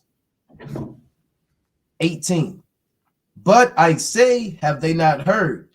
Yes, verily, their sound went into all the earth, and their words unto the ends of the world. So have they not heard the truth? Have people not heard about the Israelites? Have they not had access to the truth or to hear the gospel? The Lord said, yes, verily, their sound went into the ends of the world. So the Most High is using vessels. They may blacklist this guy, man. They may say, Dave Chapelle, you need to apologize. You know how Esau get. Now we'll see, man. They may say, look, you need to apologize. And we'll see if he apologizes or not. They tried to get him one time, put a dress on. They tried to do another thing, and he walked away. Now they may say, look, Dave, this is your third time. You slipped up. 3 strikes. You went too far with that one. Look, David. You know, they might call him by his middle name, bring him in front of his family. Look, here's the script. Say this on national TV. We're going to link you up with a radio show, and we want you to apologize. We're going to put you up there with the top coons of the world, and you need to read this script or your career is done. Now we're going to see if he does this thing, man. Now they may not come to him, but we'll see through the spirit and power. Yahweh Yahushua. You know, brothers got it. Real quick, this was Solomon 2 and 20 again. Let us condemn him with a shameful death. That's going to happen. You know, well, in due time, we can only see. Time will tell, right? For by his own saying, he shall be respected. But it also say, I think I want to jump up a little bit. Verse 19. Verse 17. Let us see if his words be true, and let us prove what shall happen in the end of him. For if the just man be the Son of God, he will help him and deliver him from the hands of his enemy. Let us examine him with despitefulness, with crafty counsel, and torture, that we may know his meekness and prove his patience. You know, so a lot of these so-called celebrities, they about to get tried. You know, is it money you're going to serve, mammon, or is it coming back to the Heavenly Father? Yeah, God. I got one more in Acts 23. I believe that's it. So it's going to be a lot of crafty counsels coming soon. Esau is staying up night and day. Counsels back to back. They didn't have a whole lot of counsels in 2003. It wasn't really needed, you know, besides on how to destroy Jake and little things. Right. But now we waking up. He said, they're losing sleep. They're like, and that's in Psalms. They're like, again, more Israelites, right. Another one in another state. Damn it. All right, now we'll have to shadow ban them. You know, they're doing overtime. So this is Acts 24. And where is it at? Oh, man. I got to pull it up again. You got it. You got it, King. Oh, no. Wait. 23. Salakia. 23 and 12. Here we go. And when it was day, certain of the Jews banded together and bound themselves under a curse, saying that they would neither eat nor drink till they had killed Paul. Right? Now, although, you know, our people aren't doing this to us, you know, right now at this level, but this is really Esau doing this, right? They're bounding themselves by a curse, right? They're not eating or drinking, trying to destroy us and shame us. I mean, if you look at ADL on Twitter, which is it, the Anti-Defamation League, they're nonstop. They're on that app nonstop, tweeting day and night, hey, this, that, and the third, just trying to destroy Israel and shame people and bewitch them, to be honest. Right. You know? And they did it with, they got Shannon Sharp, because, you know, he's double-minded now. He said Dave Chapelle had one of the, if not greatest opening monologues in SNL history. What? You just got on Kyrie and Kanye and everybody else. What do you mean he had the greatest? Because we just seen a video. He just got on Amalek. What's up with this guy? He's double-minded. His mind's not right. They bewitched him. He's under a spell. Damn, cigar in his mouth. Come on. And let me bring this up. Right, it's the book of Nehemiah, chapter 2, and verse 19. It says, but when Sanballat the Horonite and Tobola, the servant of the Ammonite, and Gershom the Arabian heard it, they laughed us to scorn and despised us, and said, what is this thing that ye do? Will ye rebel against the king? So these nations, they laugh us to scorn, man. And it's evidently shown what we keep going over and over in the scriptures, that they don't want us to build as a nation. They don't want this truth to come up. So they make us seem like we're crazy. I mean, if anybody's gonna say the truth, and it's coming from so-called Kanye West is like a bug out, man. Right? People don't respect what he says. So, I mean, certain things, they just make us out to be crazy. Or they try to flip it on Kyrie Irving like he's a madman. Or what he's saying isn't the truth. Or what they're bringing out isn't biblical, man. That we are the Israelites according to the Bible. And they just laugh us to scorn with manipulation. They try to come up with all of these different tactics. It sounds like hate, lies, right? Hate speech and all of these different things. It says they laughed us to scorn and despised us and said, what is this thing that ye do? I mean, what are you doing? Right? Whether they're going to try to take money from you, whether they're going to try to take your popularity from you and who you are as a so-called athlete, musician, or somebody that's famous, they might take everything from you, man. What is this thing that you do? And laughing behind closed doors and manipulating the situation. So, I mean, you have to understand it's going to be hard in the last days, right? Trying to get the truth once it has reached the four corners of the earth. The Lord is going to set this thing off, man. And the famine of the word is going to come. So right now, through the spirit, you could tell the famine of the word is nigh at hand, man. The Lord pushing this truth more than ever I've ever seen in my life, man. It's on TV. I mean, it's the talk of the town. It's on social media. It's all on YouTube. It's all in the camps. Right? The Lord said, let me get the book of Luke, chapter 4. Let me get this quick precept. Right? This is the book of Luke, chapter 4, and verse number 43. Right? It says, I'm going to start at 42. And when it was day, he departed and went into a desert place, and the people sought him and came unto him and stayed him, that he should not depart from them. And he said unto them, I must preach the kingdom of God to other cities also. So this isn't the days of old where they didn't have the internet. How was the word getting to other cities? The internet, man.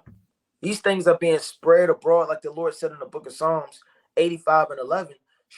Truth shall spring out of the earth. It says, I must preach the kingdom of God to other cities also, for therefore am I sent.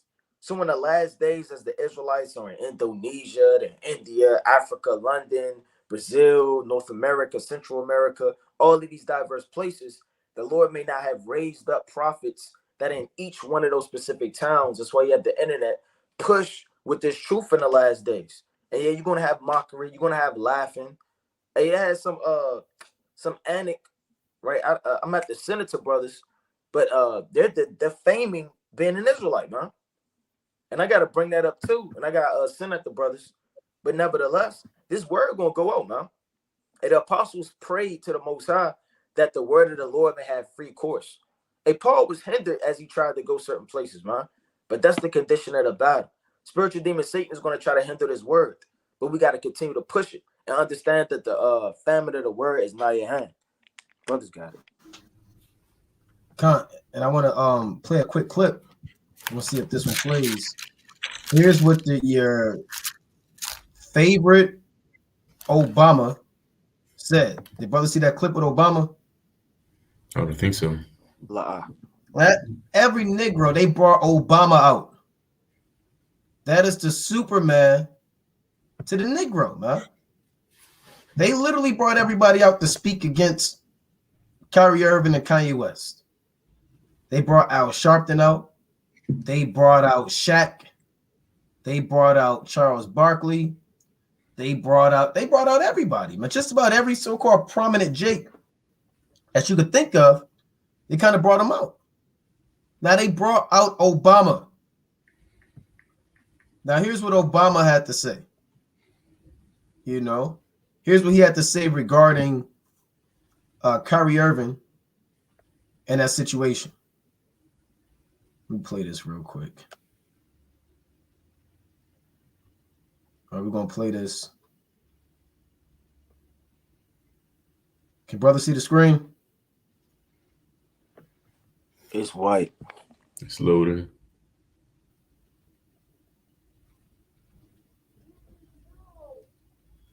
Come. All right, here's Obama. Here's what he had to say. Listen to this madness. They brought Obama out. They said we have to bring this man out. Surely they were hearkening to him. And his job is to make Israel naked, man. So let's bring this out. Big celebrities reposting vile anti-Semitic conspiracy theories online. And you don't have to be a student of history to understand how dangerous that is and how unacceptable it is. And I don't know when we decided that we were just going to believe everything we read on the internet. Here, you see that? They brought Obama out. The top Negro, he's not even he's a Hamite. We clearly understand that he's not an Israelite, but this is the so-called black man's and black woman's a superhero, man. Surely they will hearken to Obama. Maybe Shaq, maybe they're not a fan of Shaq. Maybe they hate the Lakers. He had a 3-peat. Maybe they don't like Charles Barkley. Maybe he's too outspoken. Maybe they don't like him. Maybe they don't like Al Sharpton. Maybe he's too old. He's incompetent. But surely the Negro will listen to the first black president. What do you say? Change we could believe in, or something like that, man. You know? Listen to what this man, they brought Obama out. So that's how you know this word is coming out heavy. The word is coming out. They brought Obama out the grave. They shook the dust off of him, said, you look, Barack. Right? Look, Barack. We got one more task for you. You probably got done dealing with his man woman. It needs you to go on stage and speak about this Kyrie Irving thing. Here's the script. Here's a teleprompter. You know the deal. You did it for 8 years. You know the deal. This word is getting out. Let me get this precept real quick. Right? Quick precept. This is the book of 2 Chronicles. They brought Obama out. This is madness, man. 2 Chronicles chapter 28 and verse 19. For the Lord brought Judah low because of Ahaz, king of Israel. For he made Judah naked and transgressed sore against the Lord. What does it mean Ahaz the king made Judah naked? Meaning him following the ways of the other nations led to Israel following him, and it made us naked. Not so much as a literal nakedness, with literal clothes, but a spiritual nakedness. You know, meaning you're in sin. You have no cover. That's what happens in war. When you get taken in war, you go naked. Man, I tell you that in Isaiah the 20th chapter. So when you're taking war by these demons and by these sins, they take your garments, man. Strip you of your garments. Even when you take a woman captive in the law, she has to change her garments, man. So these leaders are set up to make Judah naked, to strip you of your garment, make you in bondage under the doctrines and the sins and the philosophies of America. That's who Obama is. He's like Ahaz all over again, even though he's not an Israelite. So I'm going to play this one more time. big celebrities reposting vile anti-Semitic conspiracy theories online. And Salaki. You don't have to be a student of history to understand how dangerous that is and how unacceptable it is. And I don't know when we decided that we were just going to believe everything we read on the internet. Here's a tip for you. If you read or see something online that has some grand theory about how something... You see that? Now I didn't find a whole clip, right? I didn't find a whole clip, the whole speech. You know, I was able to get that clip. You know, a brother posted it. I don't want to put the brother out there, but he posted it. And I said, well, damn, man, they brought Obama out. He's a war criminal. Right. He's a war criminal. He killed dozens, if not hundreds of people and kids. Anybody in that crowd, if they're in their right mind, they either ask him, why'd you do that? They're still, why'd you do that? Why'd you kill all those people? Or they say, hey, I'm not listening to you. You are a murderer. What information can you tell me that I should believe? And him and Bush, and remember everybody Jake don't like Bush. Right. Jake does not like Bush. But check this out.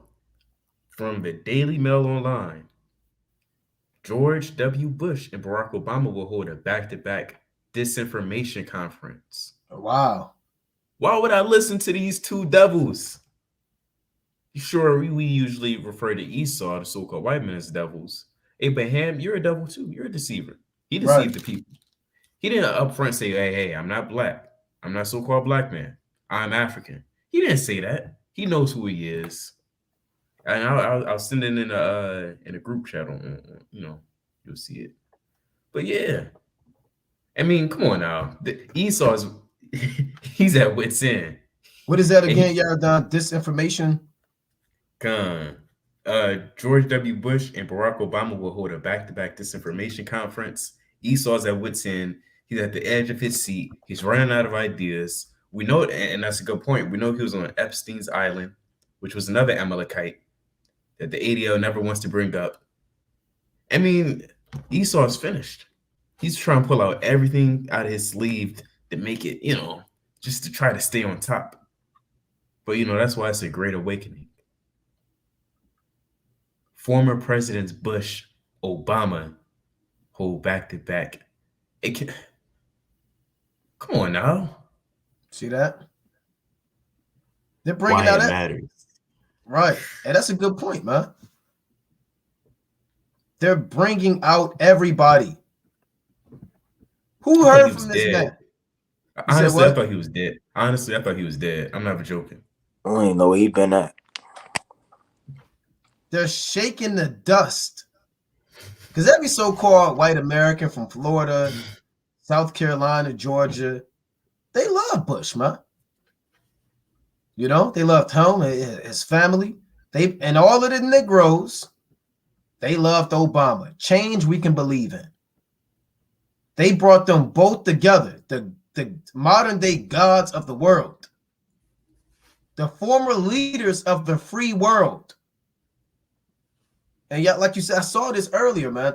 All praise, he brought it back out, right? It says former U.S. presidents George Bush and Obama are headlining back-to-back democracy conferences next week, highlighting rising threats from authoritarianism and disinformation and how to combat them globally and at home. How to combat them globally and at home, meaning domestically and globally. So that they're speaking about this thing, man. What is disinformation? What is the main form of disinformation the world doesn't want to have out there, man? The fact that we're the Israelites, right? You speak against global warming, that's disinformation. You speak against the so-called white man running the world, that's disinformation, right? You speak against secret societies. You speak against Illuministic conferences that the Israelites are God's chosen people. That all things have been, we can go on and on. This is why they shut down the Cold Cuts channel and other channels, man. For these very hate speech, disinformation. So they're pulling out all stops. Like Yaradon was saying, they're pulling out all stops, man, to try to shut this truth down. Yeah. So we can, Yaradon or Ryan, I want to touch on this more. I have something else. I don't got nothing. All right, so we're moving on. Next thing we got. Like I said, there's a lot going on in the world, man. There's a lot going on in the world. Hold on, where is this at? This is what your so-called Jeff Bezos said, right? Jeff Bezos warns Americans should prepare for the worst as recession looms and advises to stockpile cash in case there's a devastating downturn. And now, if you didn't know, Amazon, this man used to be the richest man. I'm not too sure, but there was a time when he was the richest man in the earth. I know he had a divorce and things didn't work out, but they just lost, I believe, $1 trillion. Which is a sure sign that the economy is entering into a recession. They literally lost $1 trillion. And this is one of Babylon the Great's top companies to ever exist. Everybody knows about Amazon. Amazon Prime, Amazon Deals, next day Amazon, people driving for Amazon, warehouse Amazon. He's telling you, prepare for the worst. Because they may not believe us when we say that this place is going down, that the economy is going to collapse. The Lord said in Isaiah the 19th chapter that there will be no work in Egypt, which the head or tail, branch or rush may do. Right? This Isaiah, quick precept, chapter 19. They just lost $1 trillion. Even what's this serpent's name? Zuckerberg. He just lost over like $300 million. All of these top companies are going down, man. If you're rusting in America to bounce back, the Most High said they shall build, but I will throw down. The Most High is throwing this place down. Now, real quick, this Isaiah chapter 19, quick precept. You said what, Yardan? Zuckerberg, since then, Meta's stock price has created by 74%, and Zuckerberg has lost 100 billion, nearly 3/4 of its fortune at its peak. Wow. Wow, you see that? See that? Now, I'm gonna read this precept. So Facebook, he was one of the top richest men. Jeff Bezos, they're losing money. Trillions and billions of dollars. As this place goes down, inflation rises, and job cuts are imminent. Now, this is prophecy. You're in a great time of prophecy. That's why the topic of this Monday Night Fire is, are you watching? All right, this Isaiah chapter 19 and verse 15. I'm gonna start at 14. Isaiah 19 and 14.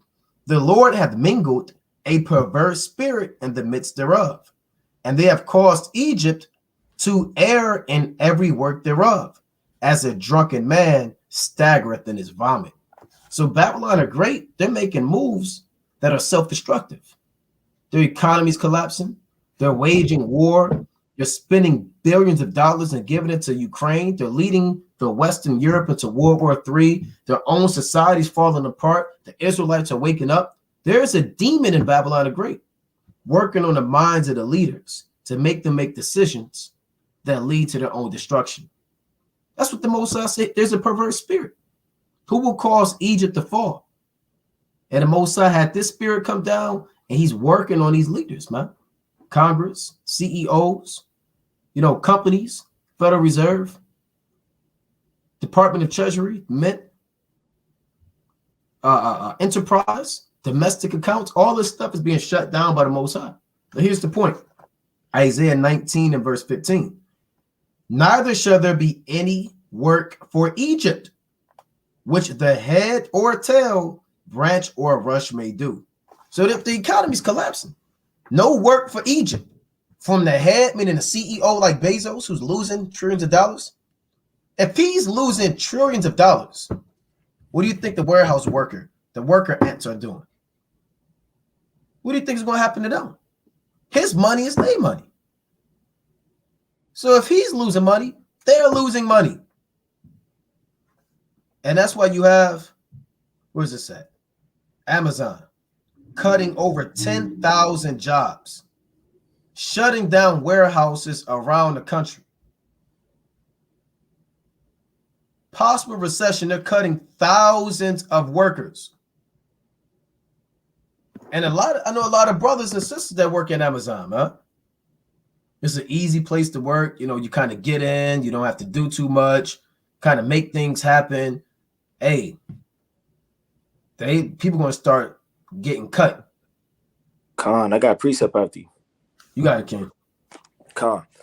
I'm gonna get Ecclesiastes chapter 12, right? And verse number 3. It says, and the day when the keepers of the house shall tremble, and the strong men shall bow themselves, and the grinders cease, because they are few, And the grinders are the men in the society that keep everything going. The men that run the stoplights, the men that drive the trucks, the men that get the meat in the warehouses, and everybody that has the society to fluctuate and continue to prosper, man. Because believe it or not, there's somewhere in the earth somebody hitting all the switches. It doesn't be a red light, a damn yellow light, and a green light just out of nowhere. The street lights don't just stay on and cut on at an exact time out of nowhere. Things don't just happen. You have a big scale of these men, these elites, and these people that run these companies where they're having all of these things come to pass, man. Thousands and thousands of truckments. You understand, of products. You have people that drive ships going to China, to different diverse ports, bringing in goods, ink, iron, food, clothes, all of these different things. So the Lord said it's going to be a day coming where the keepers of the house are going to tremble because of all of the things that are going to happen. And the strong men shall bow themselves, and the grinders cease because they are few, and those that look out of the windows be darkened. And this place is spiritually getting dark. All hell was breaking loose, man. And as you understand, I'm going to read on from there. It says, and the doors shall be shut in the streets. So when the doors shut in the streets, people going to get antsy, man.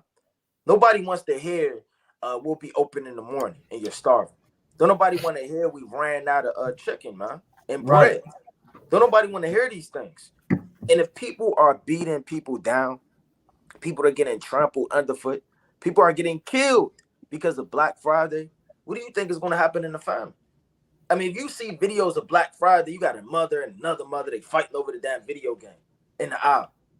Mother gets socked upside the head, somebody gets trampled underfoot. Oh, hell broke loose. And it's a damn fight, man. Just because it's 50% off, 60% off. How much more when it's a famine in those days, man? And you haven't eaten for 4 days straight, and you're antsy, and you're starting not to feel like you don't give a damn about anything anymore. You're going to hit the streets. It says, and the doors shall be shut in the streets when the sound of the grinding is low, right? So that sound getting low is everything shutting down. Everything shutting down. And these things are periodically shutting down all throughout the earth, man. When they had the pandemic, and you know what it means, things were shut down, man. You know, airports, schools, jobs, all of these things were decreasing, but that was the Most High. Through the Spirit, it's going to decrease again, and it's going to decrease again. The Lord said, they shall build, but I will throw down. It says, the grinding is low, and shall rise at the voice of the bird, and all the daughters of music shall be brought low.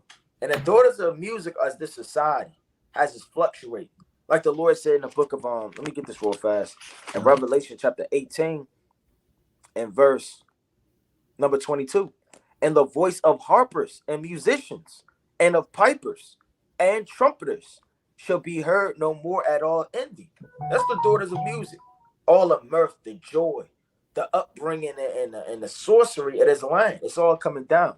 It says, and no craftsman of whosoever craft he be shall be found anymore, right? And the sound of a millstone shall be heard no more at all indeed. So you're not going to hear the voice or the sound of the craftsman anymore. Your modern day smith, somebody building up something, whether that be the society with buildings, whether that be streets, whether that be multiple businesses bringing in so-called profit. The Lord said he's going to have all of these things contempt and be brought down low. And that's happening slowly. You're not just going to wake up the next day and there's a million, nobody's working. It says, I'm going to read verse 4. It says, and the door shall be shut in the streets when the sound of the grinding is low. I mean, it's going to happen periodically, and it's going to go down and down and down until this place is finished, man. The U.S. dollar is already worth damn near nothing. Right. These different nations don't want to do trade with the American currency. America's in debt trillions of dollars, right? I believe like 30. They owe China a 978 million or something like that, man. So America's finished. And this place doesn't have any type of money or fluctuate in the society, continue to build it up. Right now, it's just all going down. I got one quick precept to link up with that. Right, this Ezekiel chapter 37. It's like Ezekiel chapter 27 And the whole chapter goes into Tyre and Zidon, but it's a dark sand, right? And it's really going into Babylon the Great. But I'm going to get straight to the point in Ezekiel chapter 27 and verse 33. It reads, when thy wares went forth out of the seas, thou fillest many people. Thou didst enrich the kings of the earth with the multitude of thy riches and of thy merchandise. So the Most High said, when thy wares, that's W-A-R-E-S, went forth out of the seas. Jeff Bezos owns the warehouses, man, that go out through the corners of the earth, man. The world orders from Amazon. From damn somewhere in England to somebody in Delaware to somebody in Canada. The Lord is shutting down the wares. Where is merchandise? A warehouse is a facility that holds merchandise. Rather it's metal, food, electronics, medicine supplies. You understand? Or medicinal supplies, or rather it's damn chips or whatever the case may be. The Most High said, when thy wares went forth out of the seas, right? Exports, thou fillest many people. Thou didst enrich the kings of the earth with the multitude of thy riches and with thy merchandise. And that's Jeff Bezos, man. Trillionaire. Billions of dollars that this man had enriching the kings of the earth, along with a lot of these other men, man. Top CEOs and top Forbes 500 men, right? Ezekiel 27 and 34. And the time when thou shalt be broken by the seas and the depth of the waters, thy merchandise and all thy company in the midst of thee shall fall. So the Most High said their company. Like you have companies now. You have people that link up with these merchandise men, right? With executives. Their companies are going to fall. They're speaking about the people that helped them out, but also these companies now, man. Right? These top trading partners, they're the companies or companions of Amazon. Meta, I believe y'all that went into Meta and Facebook and all of that. The Most High said that these companies are going down, man. And all of these warehouses are going down with it. So he's even letting you know, prepare for the worst as recession looms, and advises to stockpile cash in case there's a devastating downturn. And you clearly see, Slakia, right? We got the diesel shortage. Hold on, we're going to get into that too. Where is this at? Hold on. We got that too. They are cutting 11,000 positions. 5 hours ago, they're laying off thousands. 3% of their corporate staff. Laying off thousands. Amazon layoffs, cut 10,000 jobs. Everybody's getting cut. They told me or an old friend told me actually that in Best Buy, and that's a major store where you want to get your technology, such as laptop, phones, headphones, whatever. They shut down like at least five to 3 stores, which is a lot. 5 to 3 stores in Michigan. This is only in the West. And word was that they're shutting down a lot more across the states. A whole lot more. You know? Okay. And remember, Amazon, they wanted to build the Tower of Babel. I don't know if brothers remember that. Yep. But they had a plan in Virginia to build a new Tower of Babel. Right? We covered that a while ago. They wanted their new headquarters, called Amazon's Arlington headquarters, to be inspired by the Tower of Babel. This was one of their plans, man.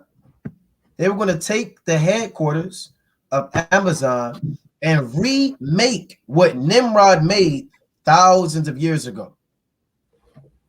And the Most High shut that thing down, and the Most High shutting this down, man. You know? And this is the pride of man. What do you think is going to happen when you want to build a new Tower of Babel and make that your new headquarters? Read Genesis, the 11th chapter. People need to stop playing with Yahweh Ba'Shem Yahushua, man. Because he's just touching the earth. He's just having his way with mankind, like he always has, man. It's not a new thing, but his name is being magnified on the earth. So this is a great judgment. great judgment. They wanted to build the Tower of Babel, and the Mossad shut it down. You know? Now there's another thing going on. Diesel shortage update. You said what, Yarda? Nothing. Oh, to try something. Diesel shortage update as the U.S. supply will barely make it through the winter. They say the diesel and Babylon the Great will barely make it through the winter. You may say that's not a big deal. How does that affect me? How do you think your food gets to your grocery stores? Right? How do you think merchandise gets to Walmart? How do you think it gets to Target and Walgreens and CVS and department stores and different places like that? Diesel. That's the backbone of the trucking industry. They literally operate on diesel. And if there's a diesel shortage, it's a shortage on everything. Literally, from food on the shelves to, like we said, medicine and things for the hospitals to electronics and gadgets and anything, man. Clothes, retail department is affected. The restaurant industry is affected. The grocery supply chain is affected. Gas prices for diesel is already skyrocketing. So all hell is breaking loose from the earth, man. Diesel shortage update as U.S. supply will barely make it through the winter. Right, I'm going to jump down. It reads, when the Energy Information Administration reported in mid-October, as of October 14th, the country had 25 days left of distillate supplies, which include diesel, jet fuel, and heating oil. Analysts and experts started fearing a supply crunch that could potentially lead to a significant slowdown of the U.S. and global economy. So not only do you have job cuts, a recession coming, you have purge laws in Illinois. You also have a police car shortage. For brothers that's been watching, you know that a lot of these police departments, they're saying that they're running out of police cars. However, that's possible. You know, they're running out. Let me bring that up real quick. They're running out of police cars, man. Police vehicle shortage. Yeah, you got to figure like. You said what? So it's lucky. You got to figure like police drive their cars every day. That mileage, it shoots through the roof. They're driving it every day more than their own car, hours on end, and they're sharing it. So you know they run through them. So it makes sense that they have a shortage due to the millions of police officers there are. Hey, even at my so-called job, there's a shortage on us being able to purchase other vans because everything's just so backed up, and that costs money. In turn, it's going to cost us money. You know, it's a chain reaction. All hell breaks loose. And guess what, man? We don't have to paint the picture to let you know what happens when a police vehicle shortage is in effect. You may say, you don't know. This is happening in New Orleans, Virginia, I believe other parts of Western states.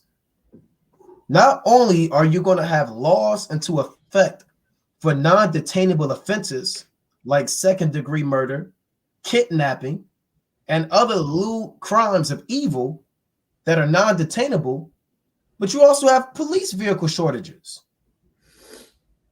which means there's no defense and there's no gas. All hell is going to break loose on the earth. The Most High, like the brother says, he's playing chess. He's moving that knight. He's setting up the checkmate. He's lining up that bishop. He's doing that pawn, man, doing that thing with the pawn. And the world has no idea what's going on. They're just going through things as if nothing is happening.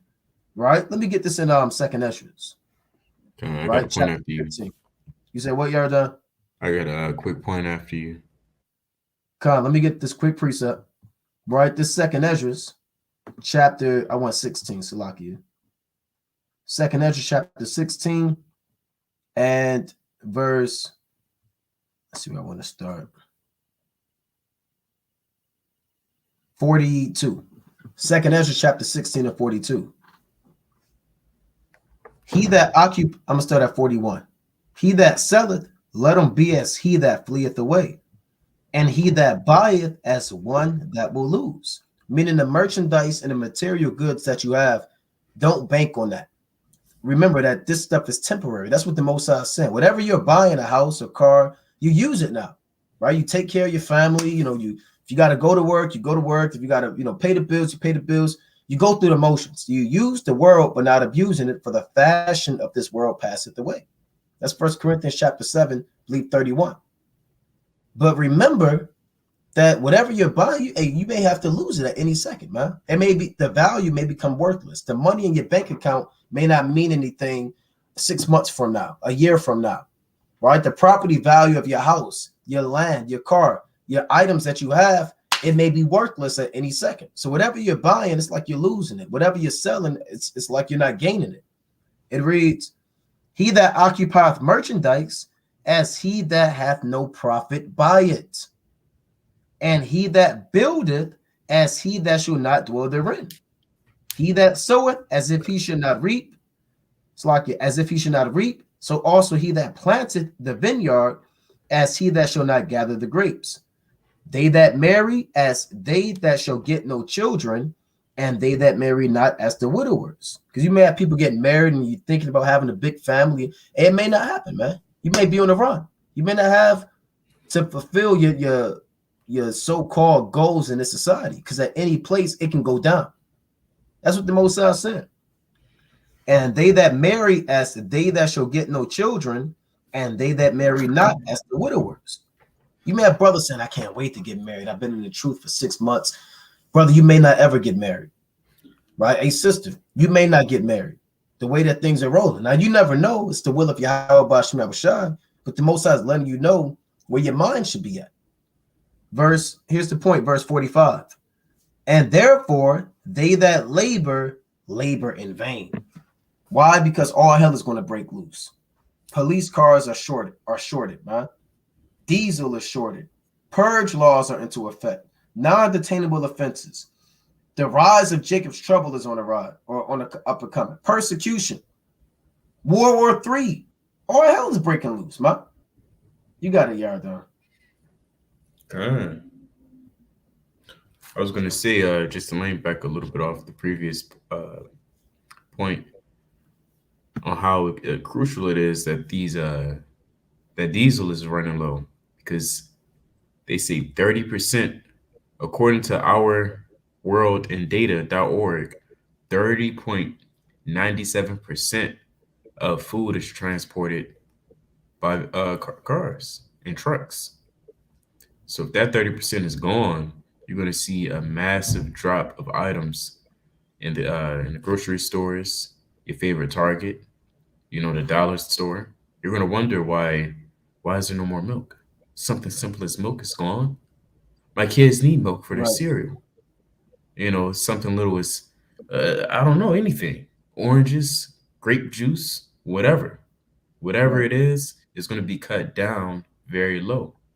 And when that toilet happens, paper, toilet paper. Yeah, try living without toilet paper. Ask a homeless man, how's your life without toilet paper? You're not going to like the answer. It's not the best.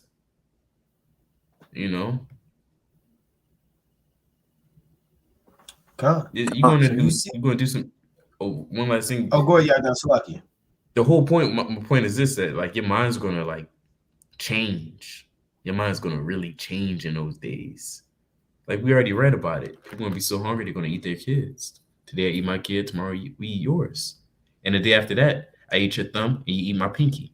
The day after that, I eat my shoe, and then we'll share our tie and put it in the soup and call it Thai soup. Next day after that, you cut off a piece of your ear. Hey man, it's gonna get crazy in these days. Con, right? Let me bring that up. Oh, go ahead. All right. Con. This 1 Corinthians chapter 7, right in verse 31, right? The brother quoted it. I wanted to bring it out. And they that use the world as not abusing it, for the fashion of this world passeth away. So you want to use the world for what you can get out of it. You want to get a job, you want to work, you want to eat, you want to have raiment, you want to have shelter, You understand? You want to have enough money to sustain yourself in the things that you need, but you don't want to abuse the world, to get lost in it, and all hell breaking loose, and your mind isn't right upon what it should be. You're thinking about all of these women. You're thinking about them being a rap star. Your mind's not right. You're getting caught up with this effeminate and drunken of this life, man. Like it said in the book of Luke. It say, but I would have you without carefulness, that so like he that is unmarried care for the things that belong to the Lord, how he may please the Lord. But he that is married care for the things that are of the world, how he may please his wife. I wanted to link that up with the book of Luke, right? Chapter 21. It's the book of Luke, chapter 21, and verse number 34. It says, and take heed to yourselves, lest at any time your hearts be overcharged with surfeiting and drunkenness and cares of this life. Because that happens, man. Right? Your car engine blow out, you lose your job, right? You suffer type of demons in your household, or God knows what happens. You know, you start to have a slothful demon on you. You're not moving in the spirit.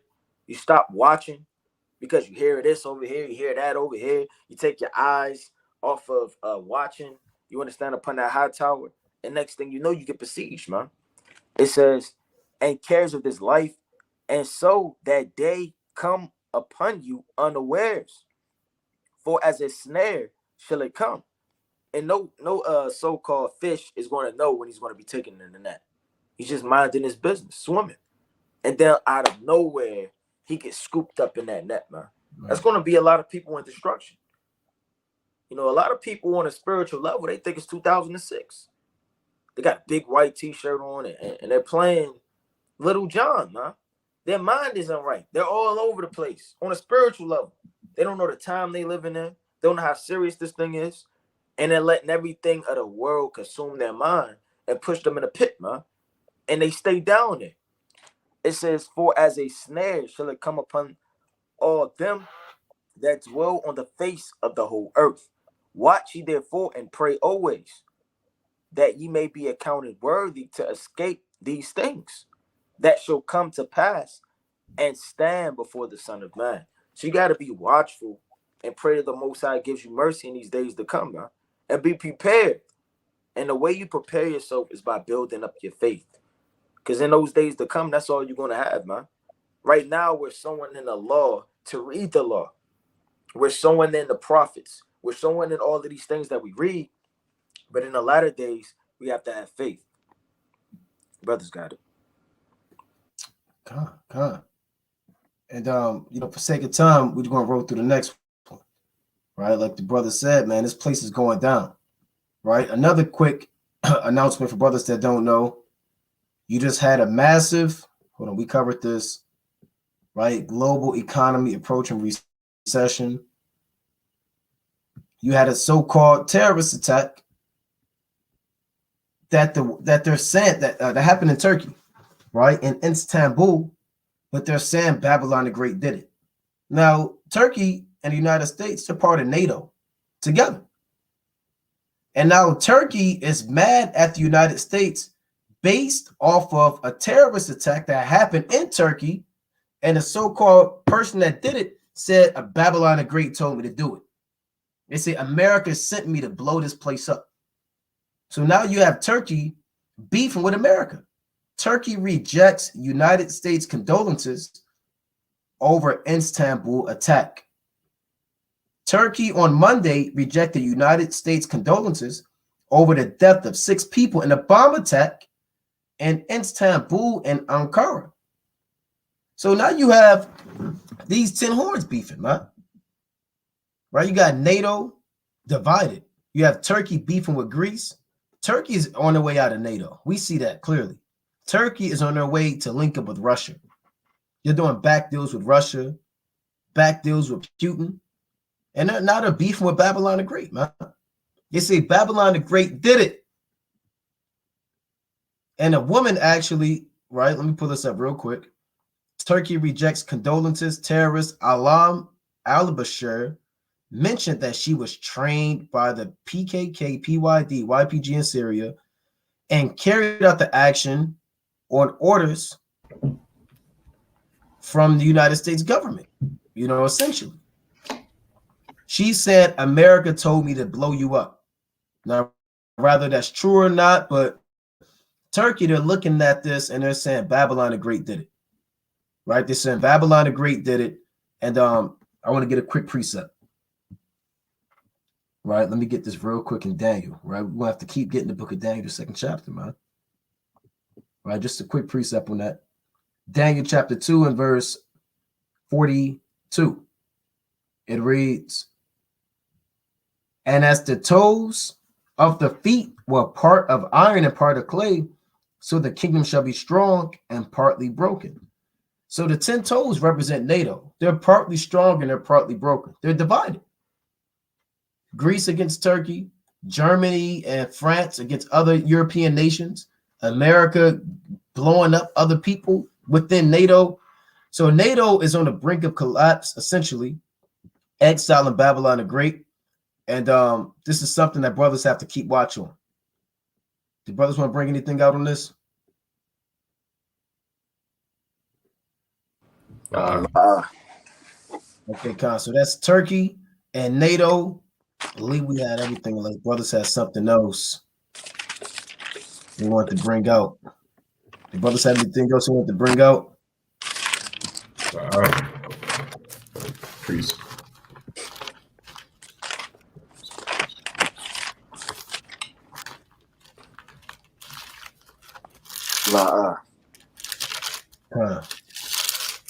Yeah, you see this? Look at this real quick. Salakia, Turkey and Russia. They're linking up, man. Right? Ezekiel 38 in full effect. The brothers got it.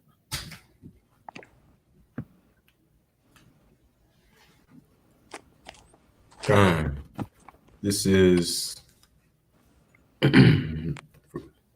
closing precepts. Okay. This Luke 7 and 47. Wherefore I say unto thee, her sins, which are many, are forgiven. For she loved much, but to whom little is forgiven, the same loveth little. And he said unto her, thy sins are forgiven. So in these last days, we have to love the Lord a whole lot, right? And I'm not talking about give him a hug and write him letters.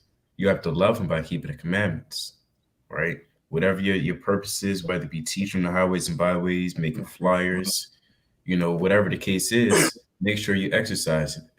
Because once you do it and perform it, that's you showing that you love the Lord. So whenever you pray, then a lot of your sins are going to be forgiven. And that's what you're going to need. That's what you want, your sins to be forgiven in these last days. The way things are turning out, the way things are speeding up. One of the number one things you want is not money, not bills. Forget all of that. You want your sins to be forgiven, in the eyes of the Lord. So with that, I yield. Khan, that was a fire precept. And All praises. that's a good point because a lot of people focusing on the wrong things in the last days. You most definitely want to get your spirit together. You want to most definitely be blameless and spotless before the coming of our Lord Yahushua. Where I want to bring this out in the book of Revelation, chapter 3, and verse number 2. It says, be watchful and strengthen the things which remain that are ready to die, for I have not found thy works perfect before God. So if anything you feel like is dying on you or that you need to examine, strengthen that up before the Lord takes it from you. Because you don't want to have an anger demon, an envy demon, a slothful demon, a hateful demon, or just a drunkenness demon, and not understanding what's going on, and you're caught up in God knows what come upon you because you wasn't taking heed to what you should have been, man. Hey, the Most High is judging the earth. He may be judging you. Hey, open up your eyes and be watchful to these things and not be ignorant. Don't think you're perfect. You're undefiled. You're just the elect waiting to be sealed. Don't move in a prideful spirit in the last days. Continue to repent. Build yourself up through the spirit. You understand? That the Most High can show you mercy. It says, remember therefore how thou hast received and heard, and hold fast and repent. If therefore thou shalt not watch, I will come on thee as a thief, and thou shalt not know what hour I will come upon thee. So the Most High is essentially telling you, he's coming, and you can gauge, not completely, but somewhat, of his coming, man, by the prophecies, by what's going on. And that should even jack your spirit up that much more to perceive, you understand, the coming of our Lord and all hell breaking loose. So the more you watching, the more you can prepare yourself. The more you watching, the more you could prepare your spirit. And the more you watching, the more you keeping the commandments and what is commanded for us to do in the last days. And I'm gonna get the classic in Revelation chapter 22 and verse 12. It reads, "And behold, I come quickly, and my reward is with me to give every man according as his work shall be." Right. So brothers have to examine themselves and see the type of work you're putting in. Right. And see if you're going hard in the work and sincere in the work that you're doing for Yahweh Shem Yahushua. And if you're abounding in the work of the Most High, right? Rather that's studying, that's work, man. Rather that's in your marriage, that's work.